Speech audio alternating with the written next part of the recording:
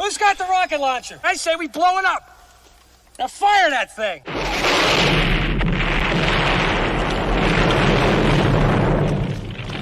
It's for the city of sports, playing with a giant Nick. With my man S. God. That's him. You feel the vibe? That's me. We going live. That's us. That like button shared, you been subscribed. Stadium. That MetLife, Big Blue, home of the Braves. Yeah. That Turnpike, you can see that's where the game's played.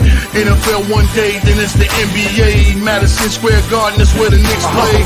This that NY Logan, no it don't get broken. Legalize mean this shit smoking.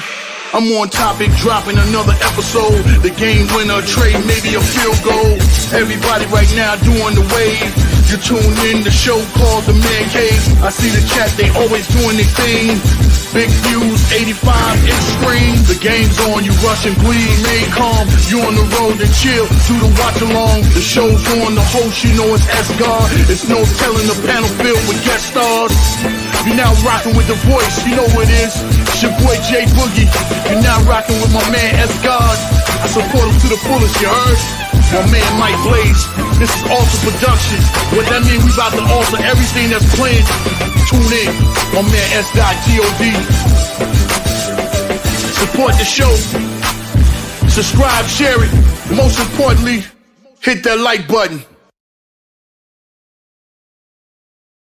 What's good? What's good? What's good? Salute, Knicks Nation. What's good tonight on this Friday night?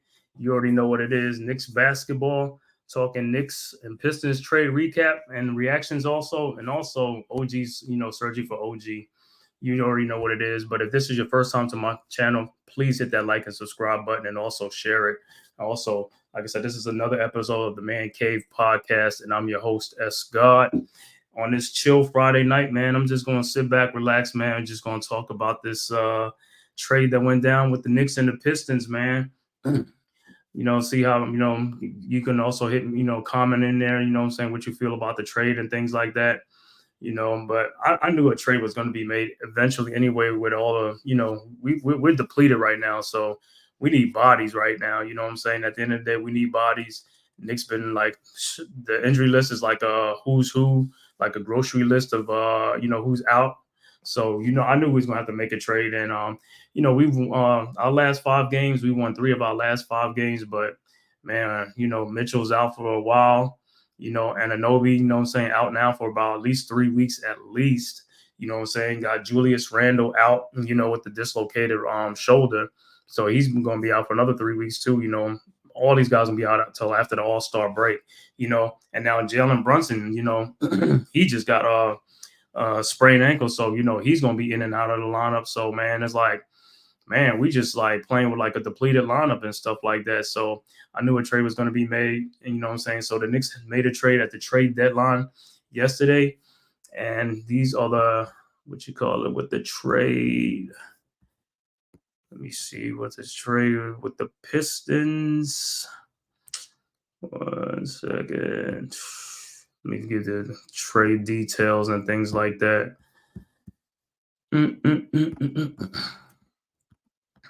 So as you can see with the trade details that we get Bojan Bogdanovic and Alec Burks, coming to the Knicks.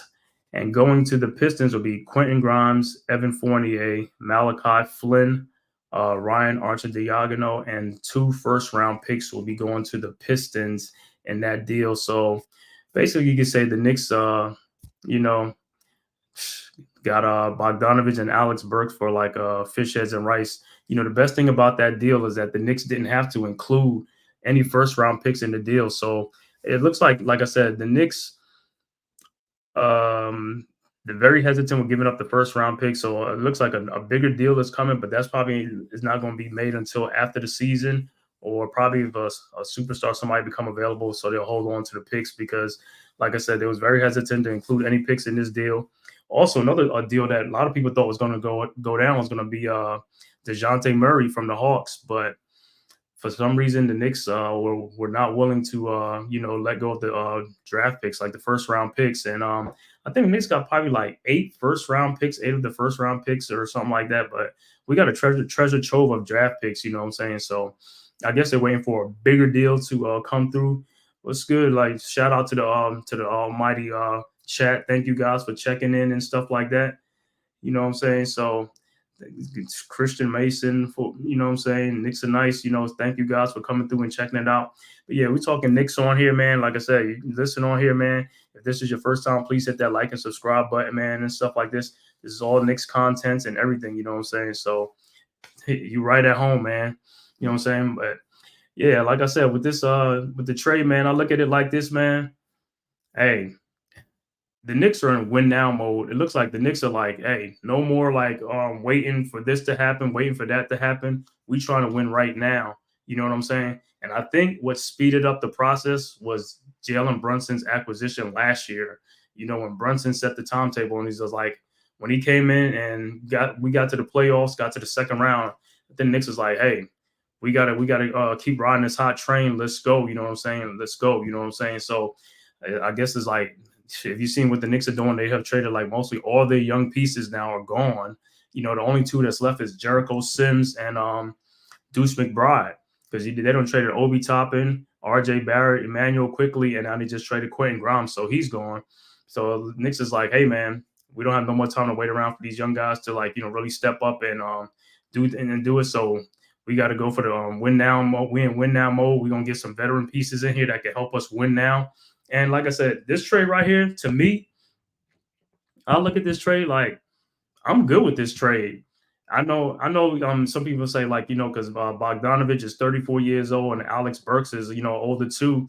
But the way I look at it, we didn't have to give up any first round picks for two guys who are going to be in a rotation that's going to be serviceable and help us, you know, with the depth, because that's another thing that Knicks added with this deal. They got guys who can really contribute, you know, on that second unit and give us the Knicks depth. You know what I'm saying? These are things that you're going to need in the playoffs. You know what I'm saying? So this is, like I said, to me, it was a great trade. You know, we got rid of guys who, you know, other than Quentin Grimes, the other guys really wasn't playing too much anyway. You know what I'm saying? So you got rid of, Evan Fournier, who was not playing at all. You know, so he was just a contract. Then you also got rid of Malachi Flynn, and you gave up 2 second-round picks and stuff like that. So to me, it's not really it was not a bad deal. It was a great deal on my part with the Knicks. You know what I'm saying? I'm not mad because, like I said, we didn't give up any first round picks. So the main thing about this trade that really helps is 2 things. One, it creates more flexibility for the Knicks, give the Knicks more flexibility in the offseason, you know, because now, like I said, they still got all their first round picks. So, you know, if they got to go get that big deal, they got the ammunition to go get that big deal. And then also with this other trade, what another thing gives us is depth. You know, we needed that depth in the playoff, you know what I'm saying? Because you got in the playoffs, you're gonna need like guys coming off the bench that can contribute and get buckets. We need bucket getters, you know what I'm saying? And Bogdan Bogdanovich, I mean, he's a great shooter, you know what I'm saying? 6'7" guy, you know, a forward and stuff like that. He can stretch the floor, give the Knicks more spacing. Add, you know, he adds another shooter to the dimension, which is all great, man. So yeah, man, I couldn't be more happy about this trade. Like I said, it was a small trade. It wasn't the biggest trade, but this is the type of trade that you make to help that playoff run, that playoff push to go. You know what I'm saying? Because you don't want to get stuck in the play. You don't want to come to the playoffs, and then you get there and you find out like, man, we got bounced out the playoff. We ain't had no depth. We ain't had nobody behind the starters. You know what I'm saying? It's like, you know, this is a great opportunity for us, man. We was really doing it. So I guess the Knicks, after seeing that second round exit last year in the playoff, the Knicks management came back and like, you know, they just had like, you know, roll up their sleeves and see like what else could we add to the team to add more, you know, to sustain this, you know, push and this drive. And I guess it was like, hey, we could just add some more small pieces and more depth, you know what I'm saying, to build this team up really good. Then, you know, we could sustain it for the long run instead of making that one big, you know, piece for a superstar, which, like I said, that's probably going to come probably in the offseason or next year at some point. But for right now, the trade that is made, like I said, it helps the Knicks in the short term and also in the long term too. Because Bogdanovich's deal, I think he has a option next year. I don't think it's fully guaranteed, but I think the Knicks will guarantee it next year, because in case they have to include him in like a trade or any deal like that, then his contract becomes valuable too. Alex Burke, I think, is also on a player option contract or a team option next year as well too. So these all, like I said, these contracts are very minimal at the least. So it doesn't hurt us in the long run. You know, it doesn't hamstring us like, you know, cap wise and things like that. So all in all, like I said, it was a great deal that I looked at. it didn't do too much. Like I said, if anything, we just trying to get some players in here that can help us right now until we get get our guys healthy. Once our guys get healthy and everybody gets back to, what I'm saying, then I think this is going to be a really, really, really tough team to beat, a really tough out in the playoffs. Because if you look at it, the Knicks, before the injuries, the Knicks was playing really, really well with, with Randall, Brunson, and Anunoby. I know Mitchell Robinson hasn't been there for a long time, but he is also slated to come back at some point towards the end of the season or in the playoffs, which will be an even bigger boost for us, in the long run and also for the playoff, because you can never have enough bigs in the playoff, man, especially, a defensive big, an anchor, a shot blocker, things like that. So that was huge, man. That's going to be huge for us in the playoffs. But like I said, in the meantime, like I said, after the Anunoby trade and stuff like that, we lost some guys, RJ Barrett, Emmanuel quickly, but and then guys started getting hurt. It's like, this deal had to be made, you know what I'm saying? Because if you look at it, you really added 2 more players that's going to be in your rotation compared to just one player who was in your rotation, which was Quentin Grimes. You know what I'm saying? Now you added, like a 2-for-1. And like I said, I don't care about the 2 second-round picks because, like I said, I don't care about those. And Malachi Flynn, he just came in the trade anyway, from the Raptors. So he wasn't really here for a long time. He was just here for a cup of coffee. You know what I'm saying? So it is what it is. I mean, he won't be missed. Like I said, for depth, for a backup point guard, yeah. But in the long run, you know what I'm saying, they're going to get Alex Burke in the second. He's going to be in the second unit, you know what I'm saying, to help run that team and, things like that. He's not the best point guard. Like I said, me personally, I would have wanted somebody like Tyus Jones or somebody like that to help out, you know what I'm saying, guy who can run a team and can run that second unit. But, hey, I understand, you know what I'm saying, but maybe the price tag was too high. But anyway, like I said, this deal, it was a great deal. Like I said, for the Pistons side of it, they cleared out contract, you know what I'm saying, things like that, and they got more younger with Quentin Grimes and also got 2 second-round picks. So, that was good on their end because, like I said, with us, we just made this deal for the playoff run and for the playoff push and just to keep afloat because the All-Star game is coming up and I think we got like about 3 or 4 more games before the All-Star break. So we could just keep ahead of water, tread ahead, you know what I'm saying? Keep our head above water and stuff like that, right now, because right now we're in the we are in the 4th spot right now. Boston is first, followed by Cleveland, and then Milwaukee. Milwaukee and us are tied for the 3rd and 4th spot. So, but like I said, most of that is because of the injuries that just happened. But because if we would have been healthy, we most likely would have been at that 2nd spot right now because we were really, really surging at the time before the injuries started piling up. So we was making a run, but now, we don't fell back. We won 3 of our last 5 games, so, and we got a game tomorrow night. I believe I think it's at Indiana against the Pacers tomorrow night. So I don't know if Jalen Brunson going to play. More than likely, he probably won't play. So hopefully, like I said, this Knicks, they can still persevere and get through it again, man. So it is what it is, man. But like I said, as far as the trade, I know, some people were like not too thrilled because this wasn't the type of trade they were looking for. They were looking more for like either DeJounte Murray trade or some other ones. And I wasn't too much about the Bruce Brown trade because they wanted like a 1st-round pick and something else. And then they try to finagle the Knicks talking about they had got a 1st-round pick from some other team and, a 1st-round offer, but that never materialized because at the end of the day, Bruce Brown is still, he's still on the Raptors. So obviously that was a lie. You know what I'm saying? And I'm glad the Knicks just held their gun. Don't give up the 1st-round pick. Bruce Brown would have been a good addition, but I already felt like we didn't really need him because we already got, Josh Hart on the team. So we don't need him. You know what I'm saying? We don't need 2 of the guys that is a redundant. You know what I'm saying? So it is what it is. You know what I'm saying? Yo, what's shaking and bacon? Shaking bacon, G Money, salute, man. Thanks for checking in, man. You know what I'm saying? And I know you got a lot on your mind with this trade, you know what I'm saying? But I was just talking about the trade and stuff like that. And, I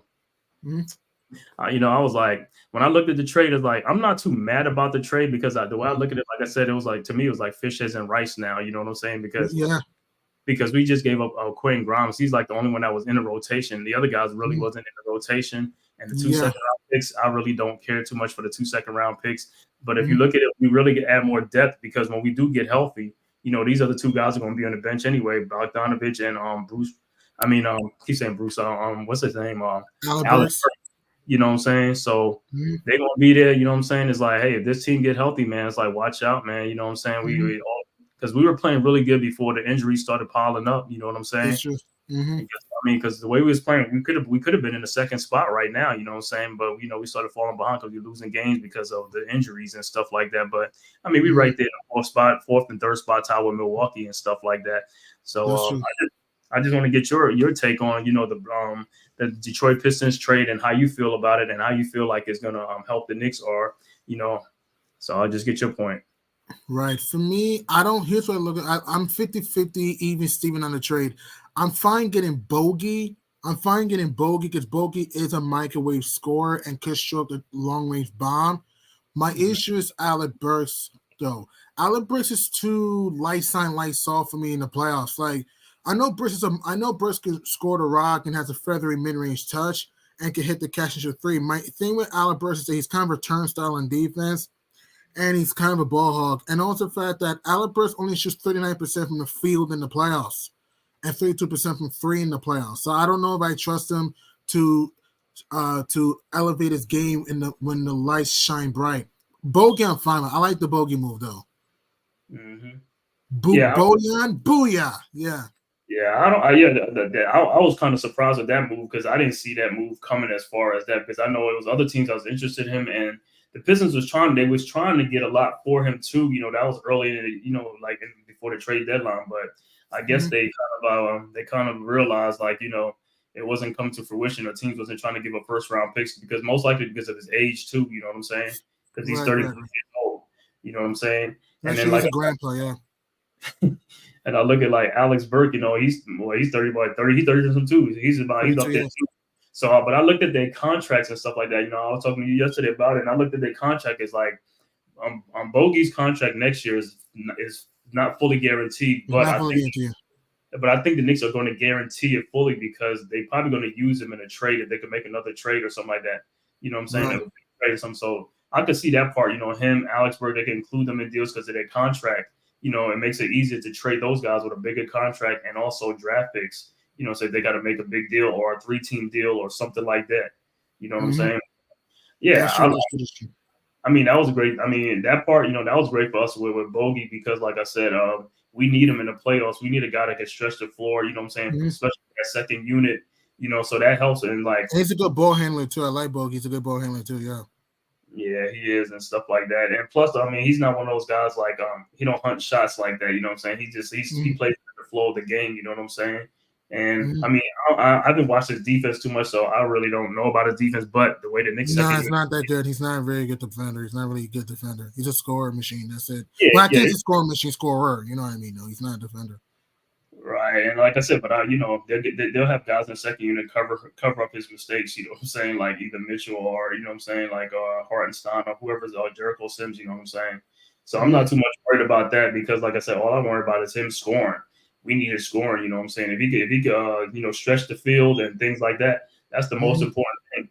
And then, like I said, when I looked at this trade also, I looked around the league and, we'll see what the other contenders was doing, Like I said, Philly playing right now, they playing the Hawks, they playing, Buddy Hield is on there now.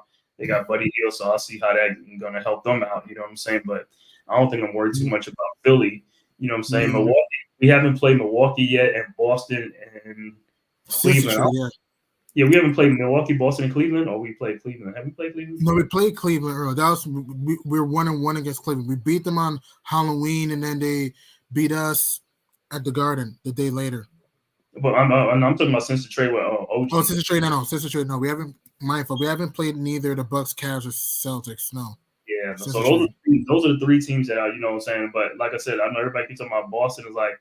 For some reason, I'm not too much worried about the top three teams because, like I said, Boston, when we played them last year, there were some games that they beat us, but we wasn't too far off from them, you know what I'm saying? So I'm not really worried about Boston. Milwaukee was a team last year that, gave us a little bit of fit, but not too much. And like I said, the way they play right now, they're not really they're not cohesive right now. And like I said, they have to find their identity too now because now you got Doc Rivers coming in. So now is he going to slow the Bucks down the offense? You know what I'm saying? high scoring team, but now they're probably going to be a lower scoring team. Good point. So you don't know what you're going to get with them. So that's what I'm saying. We can match up with those guys. If they're going to slow the game down, we can match up with them. Now, the team that only like is Indiana, the track meet teams, you know what I'm saying? Guys that who run up and down. Hey, beep. Get your track shoes on, yeah. But, we beat them too, you know what I'm saying? We play them tomorrow night. And I don't know if Brunson's going to play, you know what I'm saying? But, yeah, was the game in Indiana or is it in New York? Is it Indiana or New York? No, it's in the Garden in New York. It's in the Garden, yeah. So we play them tomorrow. Like I said, only thing with us is we just got to keep our head above water, you know what I'm saying? Because, make it to the All-Star break because at least we get a week off after the All-Star break, you know what I'm saying? So that'll help with them guys to heal up. You know what I'm saying? I know they probably ain't going to be back, but that'll give us even some more time, you know what I'm saying? So I think we got 4 games before the All-Star break. This game tomorrow and then 3 more or something like that before the All-Star break. So hopefully we could, split these games or depend on if Brunson's going to play or not. Because if he plays, we have a chance of winning some of these games. Because the game against Dallas that we lost the other night, 122 to 108. I mean, DiVincenzo he had a great game, man. He had 36. He did his best. And what's his name? And Hartenstein did his thing too. And other guys. I mean, our starters played their tails off in that game. The problem is that the Mavs were just bombs away from 3. And I'm gonna tell you, like Precious Achiuwa, man, he had a great double. He had 13.16 boards against the Mavericks, man. I was like, okay, it's like, yo, we can get that off from him from the second unit because he'll be on the second unit too. So you have to look at what the second unit now is going to consist of now when everybody's healthy. So the second unit, this is with Mitch back, or not even let's say Mitch, but okay, so Hartenstein, second unit, or Jericho Sims, whatever, at center. Then you got Precious Achiuwa. Then you're gonna have Bogey, and then you're gonna have Josh Hart, and is it Alec Burke or Deuce McBride? Because and that's another thing. How is it going to be? Because that's 10 players right there. You know what I'm saying? Without Deuce McBride, you know what I'm saying? So how is he going to fit in? Because sometimes in the playoffs, teams like to go to a 9-man rotation. Cut it down. I don't think Deuce will get minutes anymore, man. I don't think Deuce will get minutes anymore unless the Knicks are walloping a team in the fourth quarter. I don't see Deuce seeing the floor. But I think, me personally, I think he should because, he's been shooting great, man. Dude's been shooting great. He might not be like the best distributor right now, but like I said, Deuce, sub D. What up? What up, fellas? Up here with G Money, man, talking about this Knicks. What up? Salute. What's going on, man? What's going on? So we just talking about this trade. Like I said, the trade is fish heads and rice right now because, like I said, we didn't give up any first-round picks. The only person we gave up was Quentin Grimes, who was a player, but you know what I'm saying? I could live with that, you know what I'm saying, compared to like we get Bogdanovich and Burks for that second unit and stuff like that. Some guys who don't contribute, you know what I'm saying, for that play. Well, Deuce in that second lineup, I don't think he's gonna work out. Alec is gonna probably get those minutes. That's what we were just talking about. That's I think it's gonna happen too, yeah. Because Deuce handling the ball is not crisp. He's not coming up to speed because you see he plays better off the ball. Right. He don't handle that pressure, and he's not even creating for that second unit to give those other players or free up those other players off the ball. He would play better if he drove more and kicked. And I told you, what's the name? If he could stop jump passing, that dude is killing me with those jump passes. Stay on your feet, buddy. He's fucking up. He's messing up that whole thing. Stop. Just give up the ball and let somebody else dribble. And I'm hoping that Alec Burke could take that ball out of his hand. So if he's got a spot up for open threes, that's probably the best thing you need to do when you're open. That's the thing with Alex Burke compared to the other guys. Like Alex Burke is more like he's more calm, running the point. You know what I'm saying? He's slower down. He's not like Josh Hart, who's just out of control when he's on the fast break. No, he's just dribbling down the floor, and then all of a sudden you see him jump up, trying to spin around and throw it somewhere. Like, somebody get out of here. Because he's not a point guard. Not a point guard. He's trying to be a magician. I don't know what he's trying to be. But he's not. It's not working if you're trying to minimize your turnovers and nevertheless, keep the flow of the game on your side. If you're just dribbling up the ball just to give it, you might as well just hand it to him then. You know what I mean? So keep it simple. But yeah, like I said, we had to get to me, we had to get a point guard for the second unit. But I mean, hey, Alex Burks is going to do. I mean, he's not my first choice, but I mean, because he's not. I mean, that's Tibbs. Because when he was here, Tibbs played him a lot at the point for some reason. I think he played him over Emmanuel Quigley. Remember that time when he started Alex Burks? Yeah. No, that's why when I saw him on the list, I was like, wow, look. I thought they was trying to play it hard for Murray real hard. I don't know if the Hawks really wanted to part ways with him based on what they was trying to get. It was in the Hawks. It was the Knicks or the Pelicans. Because the Pelicans was the last team that had a it was the Pels. Yeah, the Pels were supposed to get him. They didn't want to swap Herb Jones. They didn't want to send Herb Jones packing. They was going to give Herb Jones for Murray? No, they was going to have Herb in the deal with some first round picks or something like that, but they didn't want I made Dyson Daniels in that move too. Yeah. They didn't want to that was a sticking point. They didn't want to include Herb Jones. I was like, y'all crazy. I should have made that deal and sent Herb Jones. But because you got Trey Murphy.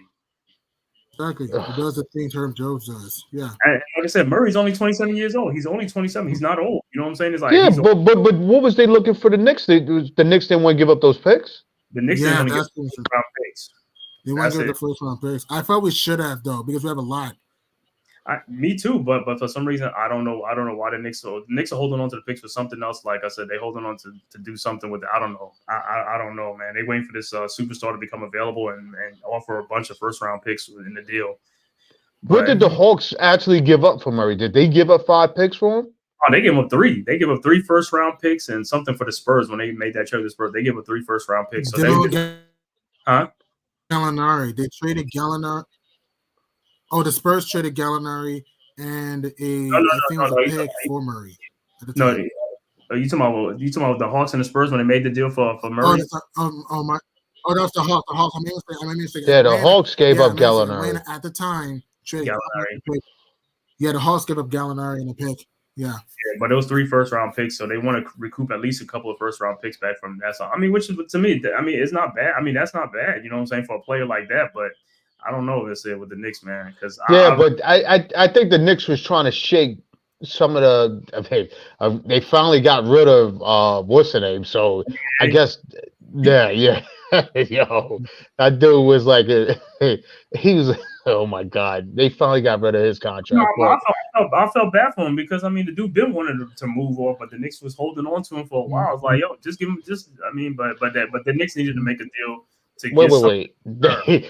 He been wanting to move on. No, nobody wanted to take him on. No. He wanted to know when he fell out the rotation, he wanted to get traded, but the Knicks was like reluctant to trade him at first. You know what I'm saying? Because they wanted to include him in some other deal or something like that, but it never came to fruition. But I mean, once he fell out of rotation, he wants to play or he just want to be free. You know what I'm saying? So now he's on the Pistons, and I don't know what they're gonna do with him. I don't know if they're gonna move him off or buy him out or what they're gonna do. You know what I'm saying? Because I mean, technically, the Knicks are just holding him hostage for like 2 seasons, last season and this season. True. You know what I'm saying? It's true. Yeah. Yeah, but that's what I said to you. We got too many free agents just sitting around doing nothing, and we needed a point guard. Why wouldn't we pull like a John Wall off waivers just to see what we can get? You get what I'm saying? Like, what are we? Why couldn't we just?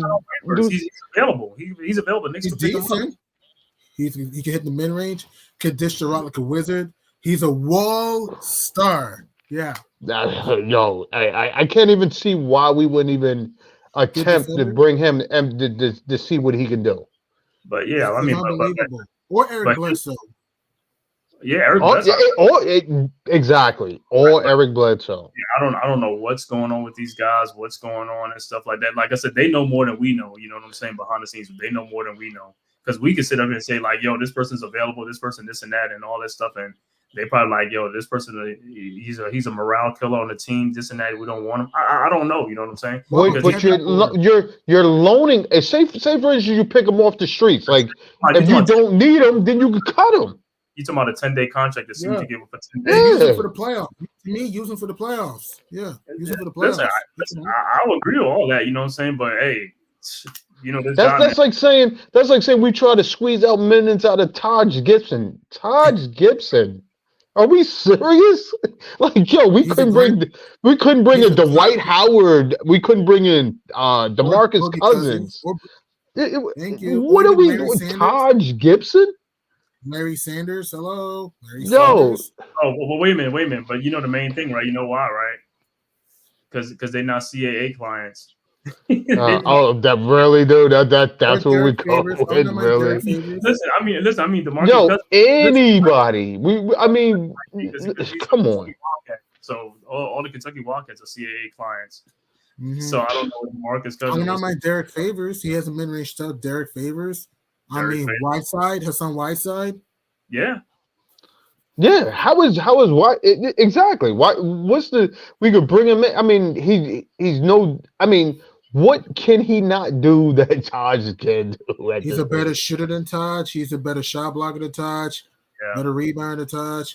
I mean, but Taj's 10-day contract is up, so I don't know if they're going to. No, he signed a second one. He signed a second one. He signed today. Yes. Oh my God. That's what I told you. This is getting retarded. He's on the team to do what? Just pass out towels? I mean, he do better passing out towels than being on the floor. Exactly. What we're gonna do with Taj guarding the Greek Freak in the playoffs? It's gonna be Jambalaya Chicken. There's no such thing. There's no such thing. And then he's just gonna be watching. He's just gonna be watching Greek from the back as he's dunking on him. Isn't Ihar? He hurt too. He got hurt in that game the other day. Yeah, he had stepped on the back of his foot or some shit. He's walking on his Achilles. The wooden animal. He's in the I heard his laugh. The wooden animal. Yeah, he good. So that's it. We play the Pacers tomorrow night, so we're gonna be down with Ihart and Brunson tomorrow. You know what I'm saying? Oh, no, it's retarded. It's like we're just going into the All-Star break, taking the L's now, I guess, because nobody's playing. And the Pacers aren't that far back. I think we'll stay top 4. The Pacers aren't that far back from the Knicks, though. I know this. And the Sixers are 2.5 games, two games behind the Knicks in the 5th spot. Yeah, because they lost. Yeah, because it's kind of been a little bit down the dumps ever since and being right now getting waxed by the Hawks. So expect Philly to probably go downhill once the process is out. Yeah, because Embiid is out. He's out for what, about a month? Yeah, about a month. Yeah. He'll probably be back by playoff time, I guess. So yeah. Yeah, but that's seeing where they're gonna place at that moment too, because their pieces they're picking up is they've got Hill and Payne. I guess that'd be help on as far as the point guard. That whole Beverly move, I don't even understand that. Why that was retarded. You didn't need to get a Pat Bev. I didn't even. I think the Sixers went backwards because Payne will run a point for you, but he's not. But he ain't helping you on defensively. Yeah, right. And you just helped the Bucks because Milwaukee. That's all. Yeah, they needed a dog, and they got that bulldog. No, so I don't know what that did for them. Really. Well, who the Bucks? Well, they got a bulldog to help Damian Lillard right in the playoffs. That's good. Right I'll give some good hard fouls that he's not giving. I don't know. Well, Malik Beasley. Milwaukee just gotta get healthy. The Bucks just need to just get healthy. They get Dame back, Beasley back. I know they've been such a feeling when they were healthy. But Middleton is out again. See that knee? Yeah, he just went out. Yeah, he's been, like I said, the Bucks have been working on one leg. So if Milwaukee should just stay healthy, maybe get another piece in there off the bench. I think they need a backup center since Robin Lopez is gone. Since they pretty much cut ties with Robin Lopez, if the Bucks can just insert a center there, they'll be fine. But they wasn't even playing him that much when he was there. Robin Lopez. Nah, he wasn't even getting those minutes. I mean, he's playing as much minutes as the Nassas. They was giving those minutes to Porter. The Nassas and Tupo. He's playing the same amount of minutes as us. Yeah. Hey, Porter's come on, crazy eyes. Yo, Porter being there, he be hitting his shots. He be hitting now. He be knocking down threes, and he's like, "This is my house, Bobby's house." Yo, you loved him as a Knick. He was tough as nails, man.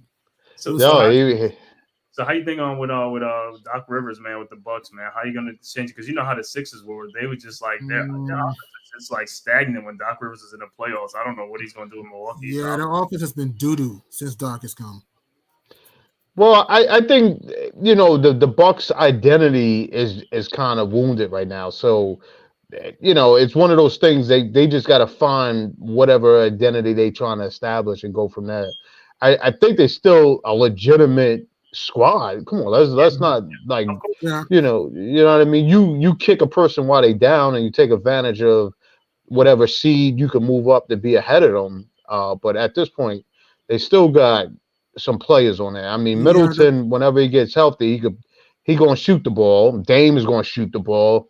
You know what you're gonna get out of Giannis. So I mean, let's be real about it. It's they still have a form. They still have a formidable team. They just got to put it together. Well, the thing with Giannis is like he just drives a lot. So if you got somebody in their teams that's going to take a lot of charge, like a lot of teams don't do that. Like say Jalen Brunson take charges for the Knicks, so that helps us too. Like because all you got to do is just clog the lane and just like stop his penetration because really he ain't really shooting too many jumpers, man. Yeah, but let's keep it 100. If Julius is guarding him, there's no guarding him. You know what I mean? Unless he's getting that help. Unless Mitchell is there to be that you know what I mean? Right. To help him out. Yeah, I mean, but hopefully Mitch comes back during the playoffs. Hopefully he comes back before, and then he can just like slowly work him back in, and then he gets right into the playoffs, man. Because we'll need him. We're gonna need him. Because like I said, injuries is always part of the game. Injuries is all part. That's the thing with us, man. It's like if we can stay healthy, we good, but. You know how that go, man. Somebody always, gimpy, you have a gimpy ankle or something like that, man. In the playoffs with us, man, the last couple of seasons, like, bro, can't, man. Bro, like I said, we can't have him hurt this year in the playoff either, man. We need him healthy. I agree. We can't have any injuries going to the postseason because, again, injuries are a part of the game. You want all your warriors, all your soldiers to show up. You don't want to have any bandages or you know what I mean. You don't want any players in the infirmary come playoff time because then it screws up the rotation a lot. So yeah. What do you think about this? What do you think about this OG's injury, man? I know he had his elbow. Yeah. He has surgery now, so he's going to be out for at least 3 weeks to be reevaluated again. Well, they said they evaluating him game to game, but I guess we'll I don't know. I don't think it's going to be a lengthy thing. I just think they don't want him to fall on it. They don't want nobody to knock it. You know what I mean? To re-injure. I want to know how he got hurt. I want to know when it got hurt because I didn't see it in the game or practice. I don't know when it happened. You know what I'm saying? Well, you like anything. It could have been an injury that was already there. Right. And he just was playing through it, and then it could have been a falling in practice. It could have been anything that where he really, really injured it. Some of these things come down the pike is just like I said, like Julius with his foot. Like you gave Julius a hard time these last year, but he could have been playing through a bad foot since last year when he sprained his ankle.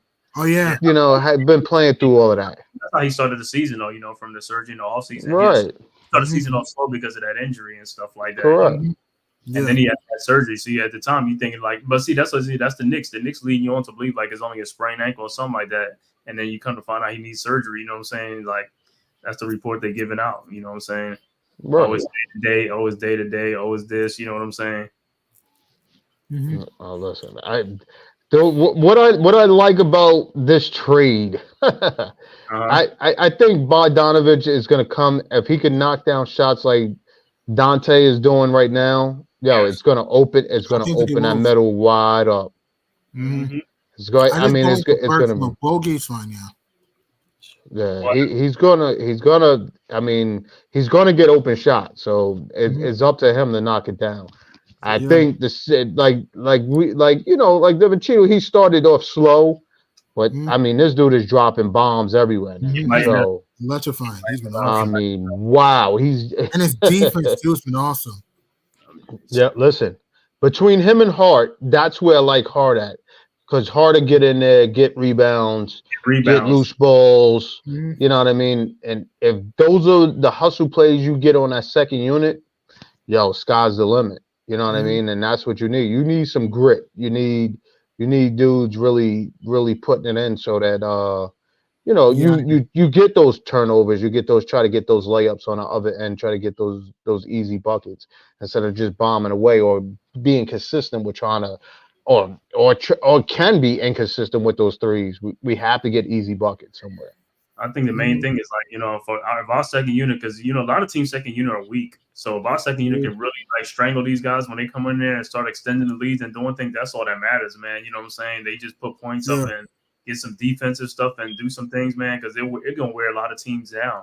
If they have a weak second unit, like Boston been having a weak second unit for a while, and I think they still do have a weak second unit. Yeah, but that's where you got to capitalize. You got to capitalize on that unit, because if their first unit with Kristoff, if they killing you with spreading that floor, and Kristoff is knocking, Porzingis is knocking down threes, and they hot from the outside, they can run you up on a score by 20 easily. But now with the Kristoff thing is like it helps now with Anunoby, because if he's in there, he can guard Kristoff now on that perimeter, you know what I'm saying, or in the post. Because guess what, Kristoff, we know he's weak in the post. He's not posting nobody if he's weak. Nah. But as far as you trying to think that he's going to stop him from shooting over the top of him, he can still shoot it over the top of OG. Yeah. Let's be 100. I mean, shooting over a chair. Yeah. No, I mean, right. He can still do it, but he's gonna make the shot more difficult for him to just get a nice looking shot, though. That's all. He ain't gonna block the shot, but he gonna, what I'm saying. As long as you got somebody as long as you got contesting in your face, it's like it's gonna make the shot more difficult. You know what I'm saying? You might not be the tall, but he's 6'7". Kristoff is like 7'2", 7'3". Yeah, he can shoot the three, but when you got a hand in your face and things like that, you ain't gonna make it like that. You're making it like wide open. Right. He's got to be there too, because if you play in that help side defense, you can't be 100 help side and think you're going to run out and, like I said, stop him from shooting over the top of you. What I'm saying is probably going to make a switch on the defensive end, because Kristoff he don't be in the post though. He always be out on the perimeter, so it ain't like he's going to be in the post and post up. So that way he can get to him that like they'll switch off and just like, hey, instead of Julius take him, you know what I'm saying, then they'll have what's name go out there and take him, you know what I'm saying, out on that.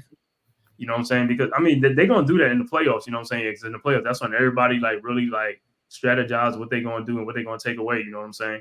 But then again, you're going to need OG either on like Jaylen Brown or Tatum or something like that. Balls will be hard to guard. Balls will be hard to guard. Yeah, I'm telling you, we're not going to match up good with them, regardless of how you size it up. They're too athletic too. Brown can soar. Exactly. Tatum can soar. Holiday can fly. White can fly. Porzingis can fly. Al Horford starts some bounce. And I know their bench is kind of not strong at the same time. Who knows? Pritchard can get hot. It could be Hauser. It could be G Wiz. It could be Tillman. It could be Springer, who has a whole lot of springs. All them things can happen. But guess what? That's why they play the games when they're in the playoffs. You know what I'm saying? You can name all the names. There's only certain places that's going to show up, though. You know what I'm saying? Everybody ain't going to show up like that. That's true. That's true. The teams with the most pressure. Boston gonna have the most pressure on them because they the number one seed. I'm gonna say it like this. I don't care if we fall number 8, 7, 6, 5, 4. I don't care what seed we fall to. We could give anybody a hard time. I don't care. I don't care. What we're doing is predicting heavily. But like you said earlier, is some of these teams we haven't even faced with a full squad yet to see how we really match up with them.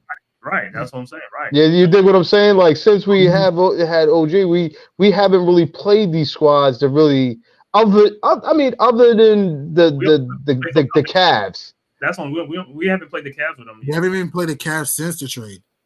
I thought we played the Cavs. I thought we played the Cavs with OG. Let me see. No. That was with RJ and IQ at the time. Oh, okay. Yeah, we've only played the Sixers with him in there. We haven't played the top 3 teams with them yet. Yeah, we mollywopped the Sixers after being down by 10, mind you. Yeah. No, that that's the team we got in the Sixers ass quickly with Embiid. Right, with Embiid in there. Yep. Who knows? Not to assume thing. I would not mind playing Philly in the first round. Again, you don't want to count your chickens before they hatch, which I agree. At the same time, I'd rather play Philly in the first round because if we had to just deal with Maxey and Hield. I know Hield's a sharpshooter still. Maxey, Hield, Oubre, and Covington and Batum and Embiid. God knows if he comes back or not. I would not mind playing Philly in the first round. Yeah, that's what I'm saying. We already mollywopped Miami. But see that playoff heat is dangerous. Playoff heat. Listen, Maxey. I don't know who do we have to guard Maxey.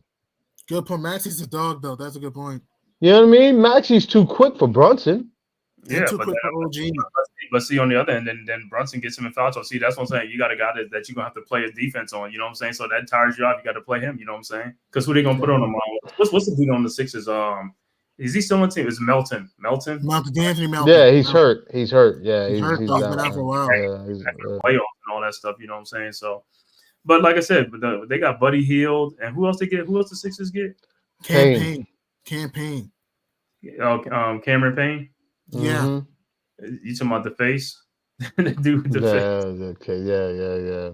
Okay. Yeah. Okay. But Buddy Hield. Okay. And Tyrese Maxey. And Tobias Harris. Who? Also this stuff. Tobias Harris. Yeah. Tobias. Yeah. Whoever he is. Kelly Oubre coming in. Yeah. So keep in mind, coming off their bench, they do got some firepower. They do.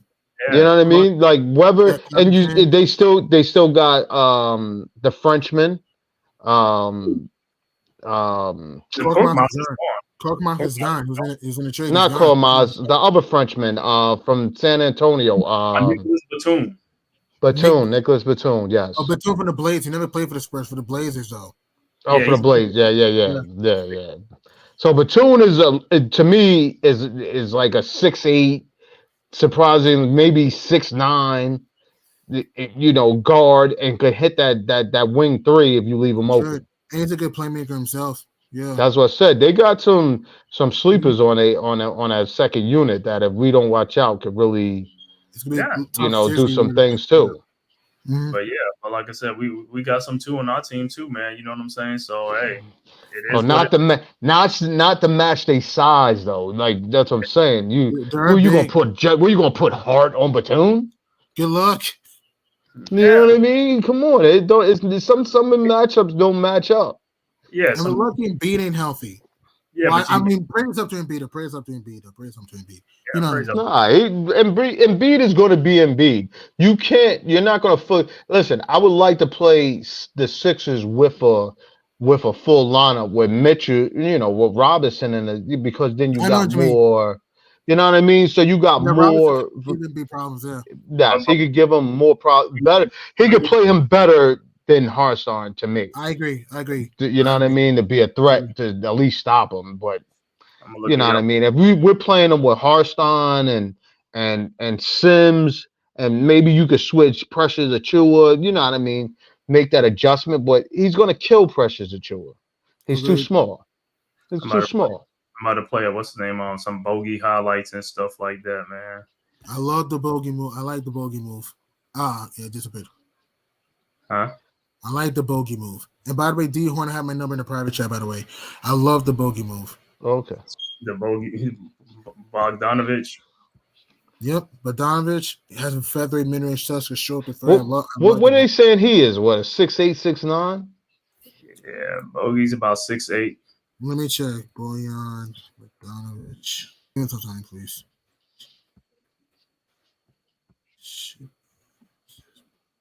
Yeah, he's about. Let me see. Bogey. Because keep in mind, that's a big lineup the Knicks could go with too. Mm-hmm. I'm thinking about that. If you go with Julius, Hartstein, Bogey 6'7". Yeah. Oh, he's 6'7". Mm-hmm. Even if you did like I said, Julius, OG, Hartstein, Bogey, and put Bogey at 2. I mean, only thing he's going to do is really give up a lot on that defense for whatever 2 guard. You know what I mean? Mm-hmm. And that's what he's going to kill you. Sure, and Bogey is how you can play. He has a feathery show swish. He can make them. They can make them shots, bro. See, who's that? That was Obi on him. Step back, Bobby Jack. Wow, I like this move. And he could fly to the rim too. So yeah. Listen, I could deal with it. I just think that he's not going. If we could keep him as a steady spot up shooter like he's doing, I think that's where he's at his best.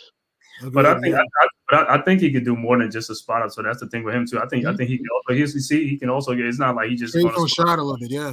Yeah, so it's not like he's just gonna spot up, you know what I'm saying? So he can come in the lane and get some shots off and stuff. The dude just his offense is just Yeah, but we had a person sitting on our bench that we thought could do the same thing that he was doing that we just got rid of, though.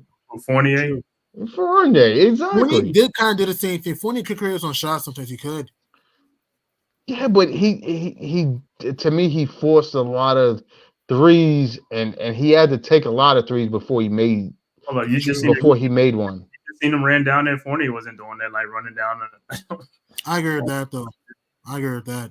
If Fournier wasn't moving without the ball like that compared to what Boogie is doing, so yeah. See? Yeah, I mean these are just highlights, but we'll see when he gets here and stuff like that. Yo, that's what I'm saying. These highlights is, of course, made shots. Listen, he was on a Detroit team that lost like 22, 23 games in a row. Oh yeah, 28 in a row. I think he missed like the first half of the season or something like that with injury, so he just got the last 28 games or something like that. So you know what I mean? So him taking shots the way he's taking them. I mean, shots like this, yeah. If you going strong, I could appreciate I'm just trying to look at like his shot selection. That's he taking good shot selection. I know everybody takes bad shots, but I want to see when he comes to the Knicks, like the type of shots he's taking, if it's high percentage or he's forcing it. You know what I'm saying? It's like, okay. So he got an in between. You know what I'm saying? Okay. So he's just not three. Not three. Mid-range shot too.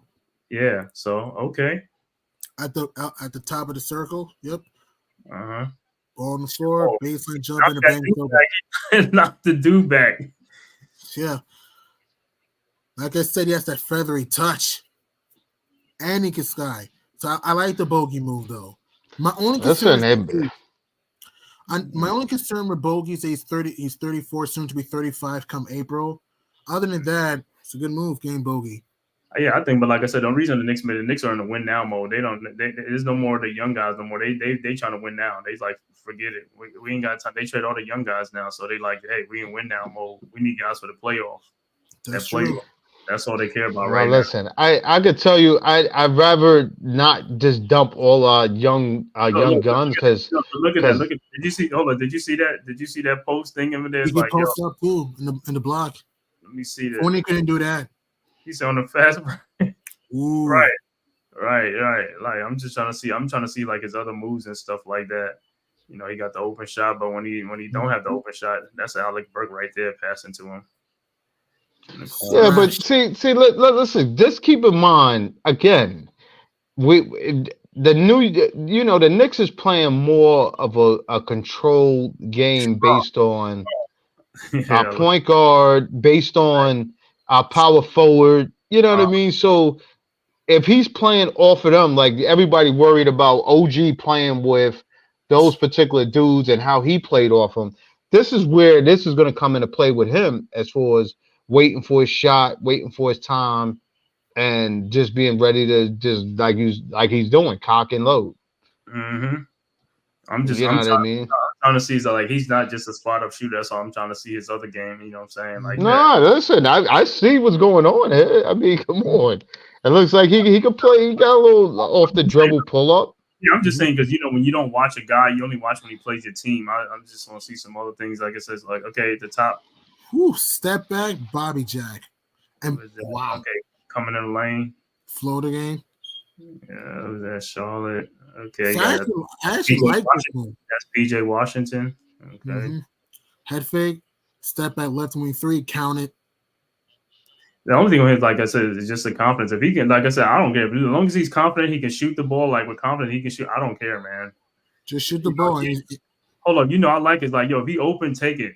Don't hesitate. Like Josh Hart, hesitate. Right. Make or miss. Shoot it. Make or miss. You open, hey, just get a slit of daylight. That's it. It's going up. Mm-hmm.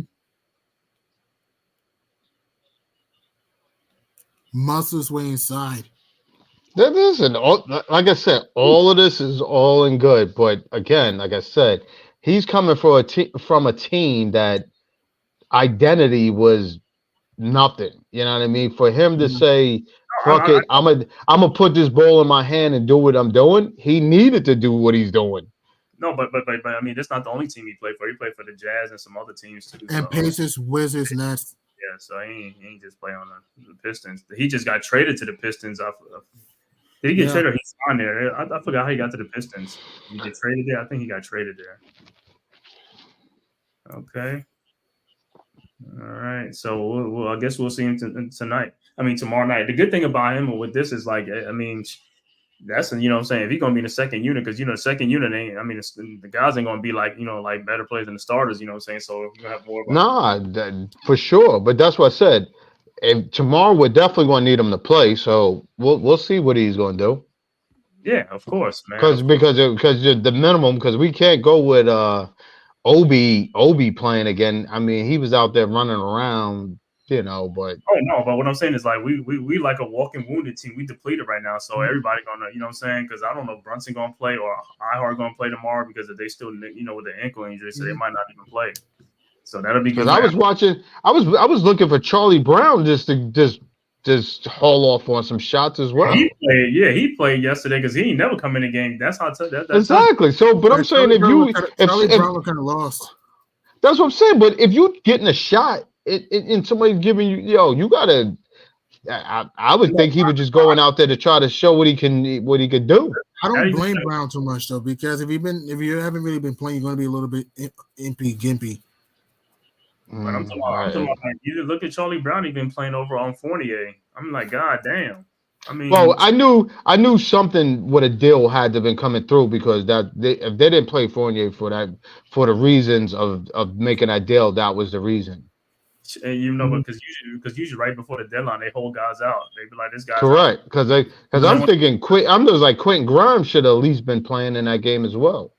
But he was out. But he was injured anyway. He was out. So I mean, and he was very swapped. He was already traded. So, but if he was healthy and they had a healthy scratch, then you knew something was coming up. If he was a healthy scratch, correct. He was already hurt. So he was already. Yeah, hurt. but I thought he was was scheduled to play. No, he had missed like a couple of games already and stuff like that. Correct. What is his injury? The knee injury? Is it a knee? I think it's a knee. Yeah, he was having a problem with his knee. Yeah. But I thought he was scheduled to play in that game. Yeah. He was traded though. No, he was traded before we played the Mavs. That's right. Yeah, I'm just thinking like most of these guys, like I said, they were trying to like hold them out until like the All-Star break, man. Like 3-4 more games here, they could buy some time, and the Knicks could win some games and then hold these guys out to get healthy and stuff like that. You know, but like I said, with the OG thing and the Julius thing is going to be after the All-Star break, like a couple of weeks after that, to see, you know, where these guys at. You know what I'm saying? So with Randall, I guess he's going to need surgery or not, depending on how his shoulder holds. I hope he doesn't get surgery. I hope Randall doesn't get surgery, because if he gets surgery, won't he be out for the year though? Yeah, I think he would be out for the year. I think he would be out. Yeah, he would almost be at the beginning of the playoffs if they was scheduled to come back. But the thing is, I think he was walking around without any sling or anything to hold up the shoulder. They said that it's looking good.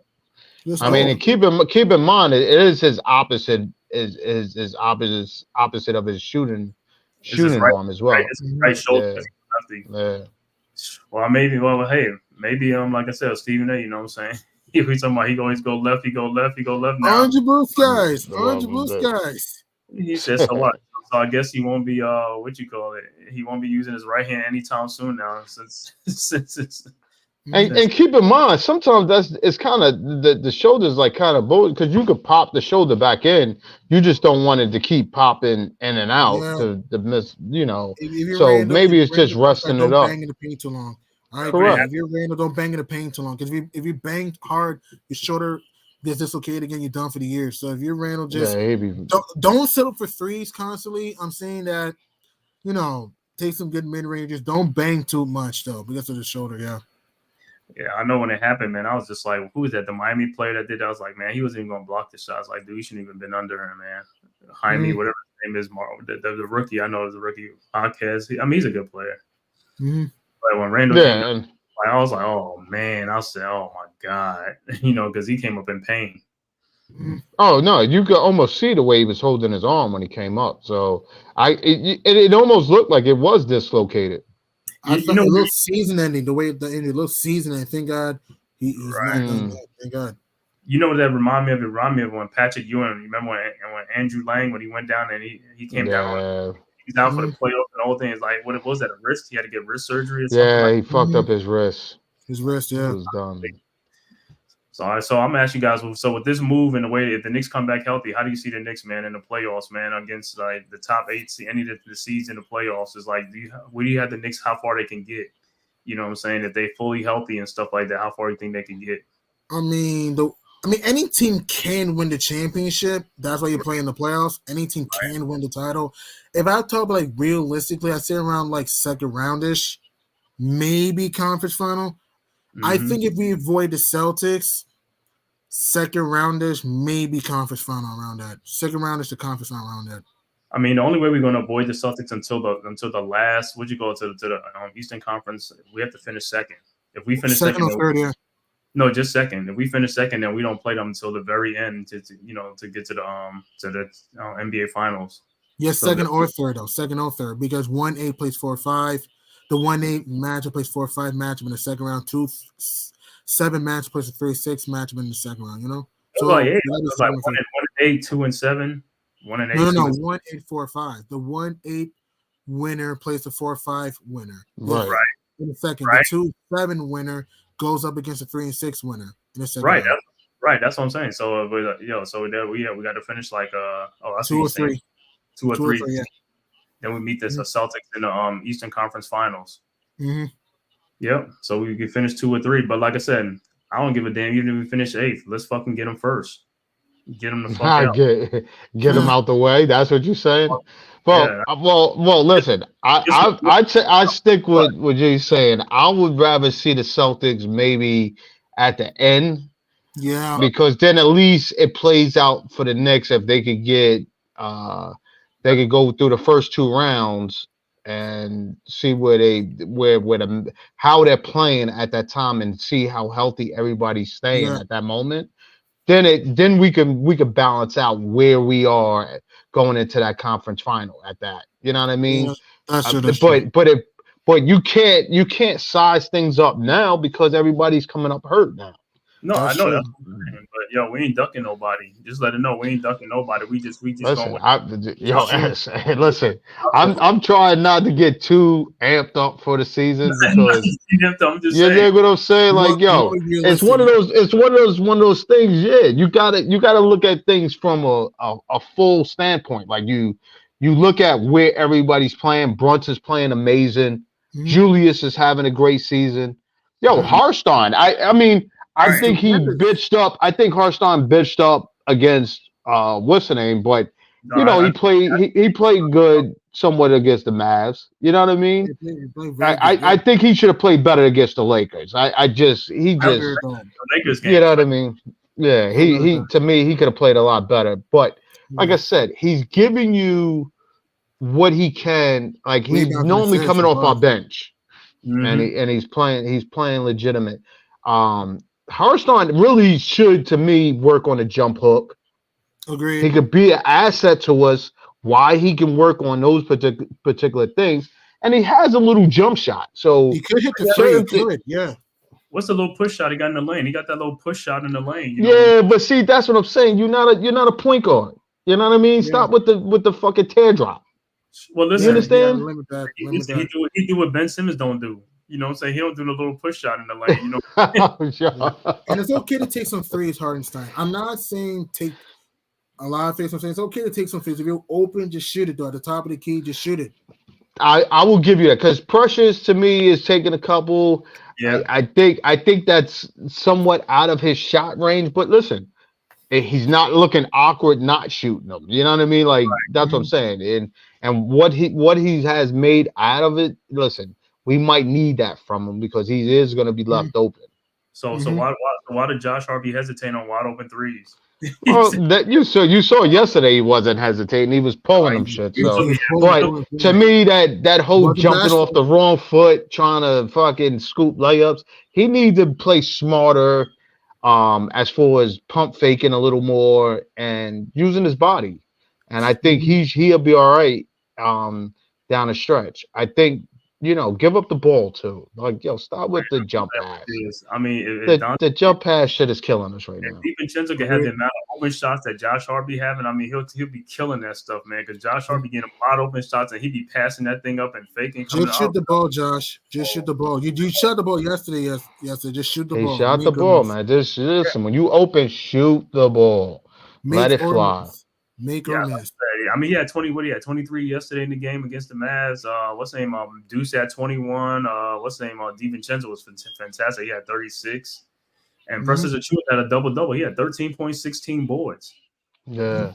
Listen, I would like Deuce to get pointers from Brunson on how to run a point.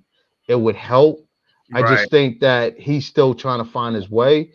I like the way he's releasing the ball off his jump shot. Yeah, listen. You know what I mean? Like certain he's still a young player, so certain progressions you take in a gradual fashion, but it's like, come on, dude.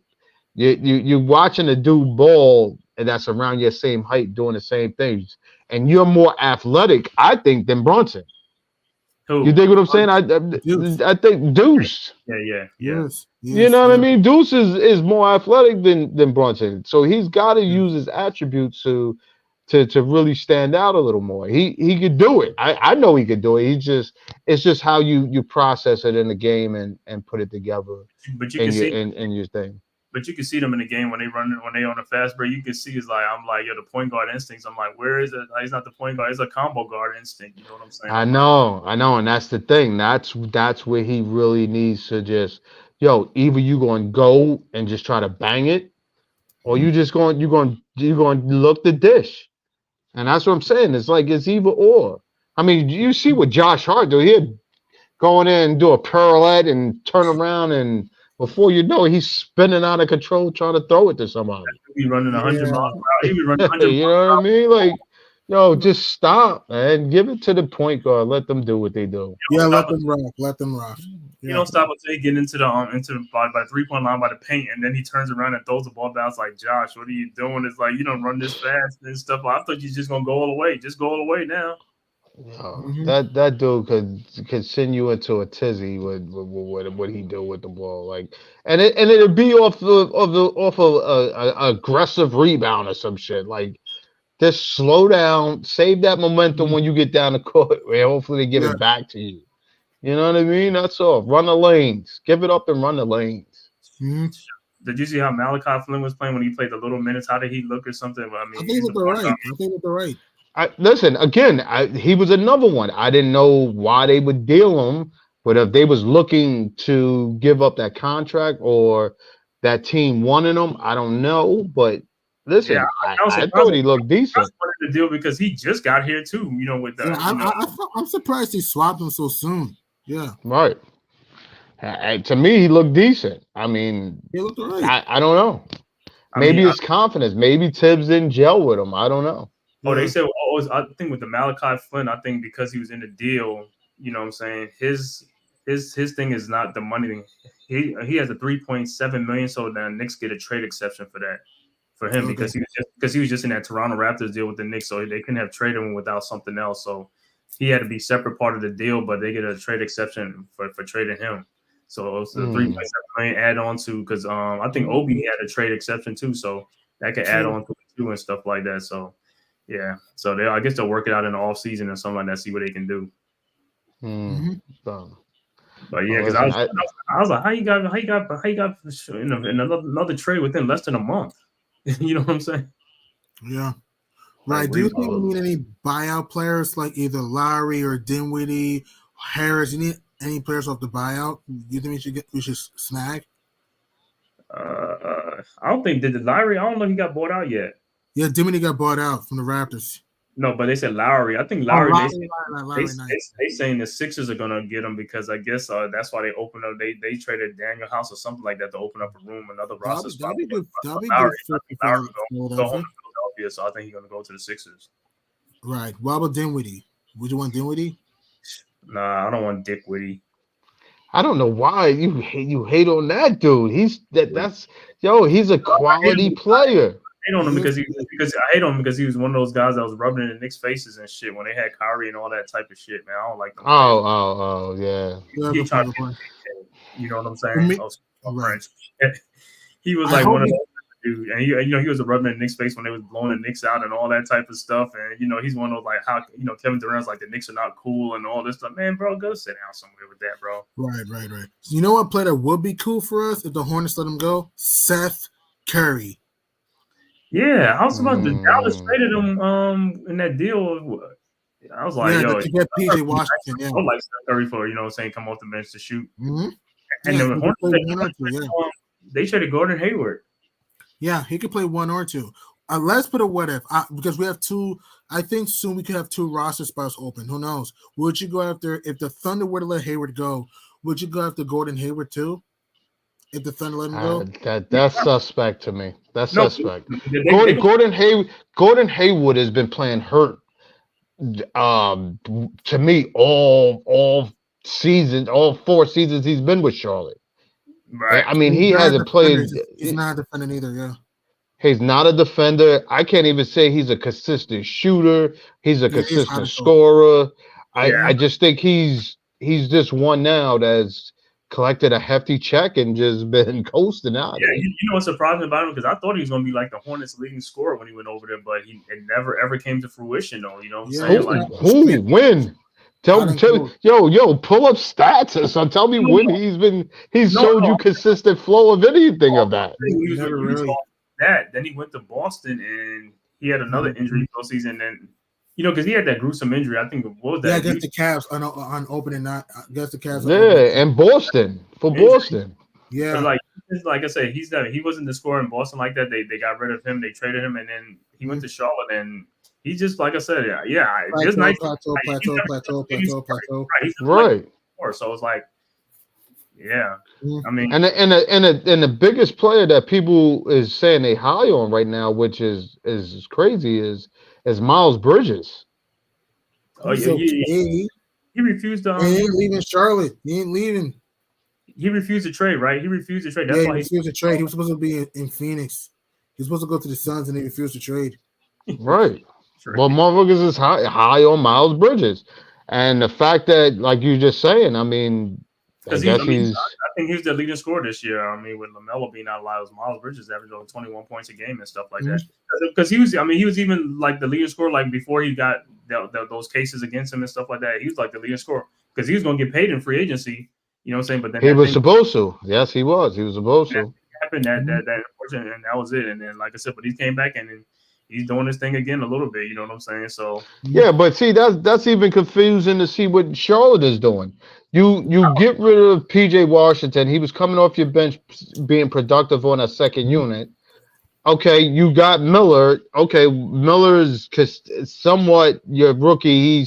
He's playing average. I mean, he's playing average ball for being. You know what I mean? But now who's that other dude coming off your bench giving you those particular minutes? Yeah. What? You know what I mean? Now you're in limbo. JT Thor, Mark Williams, really?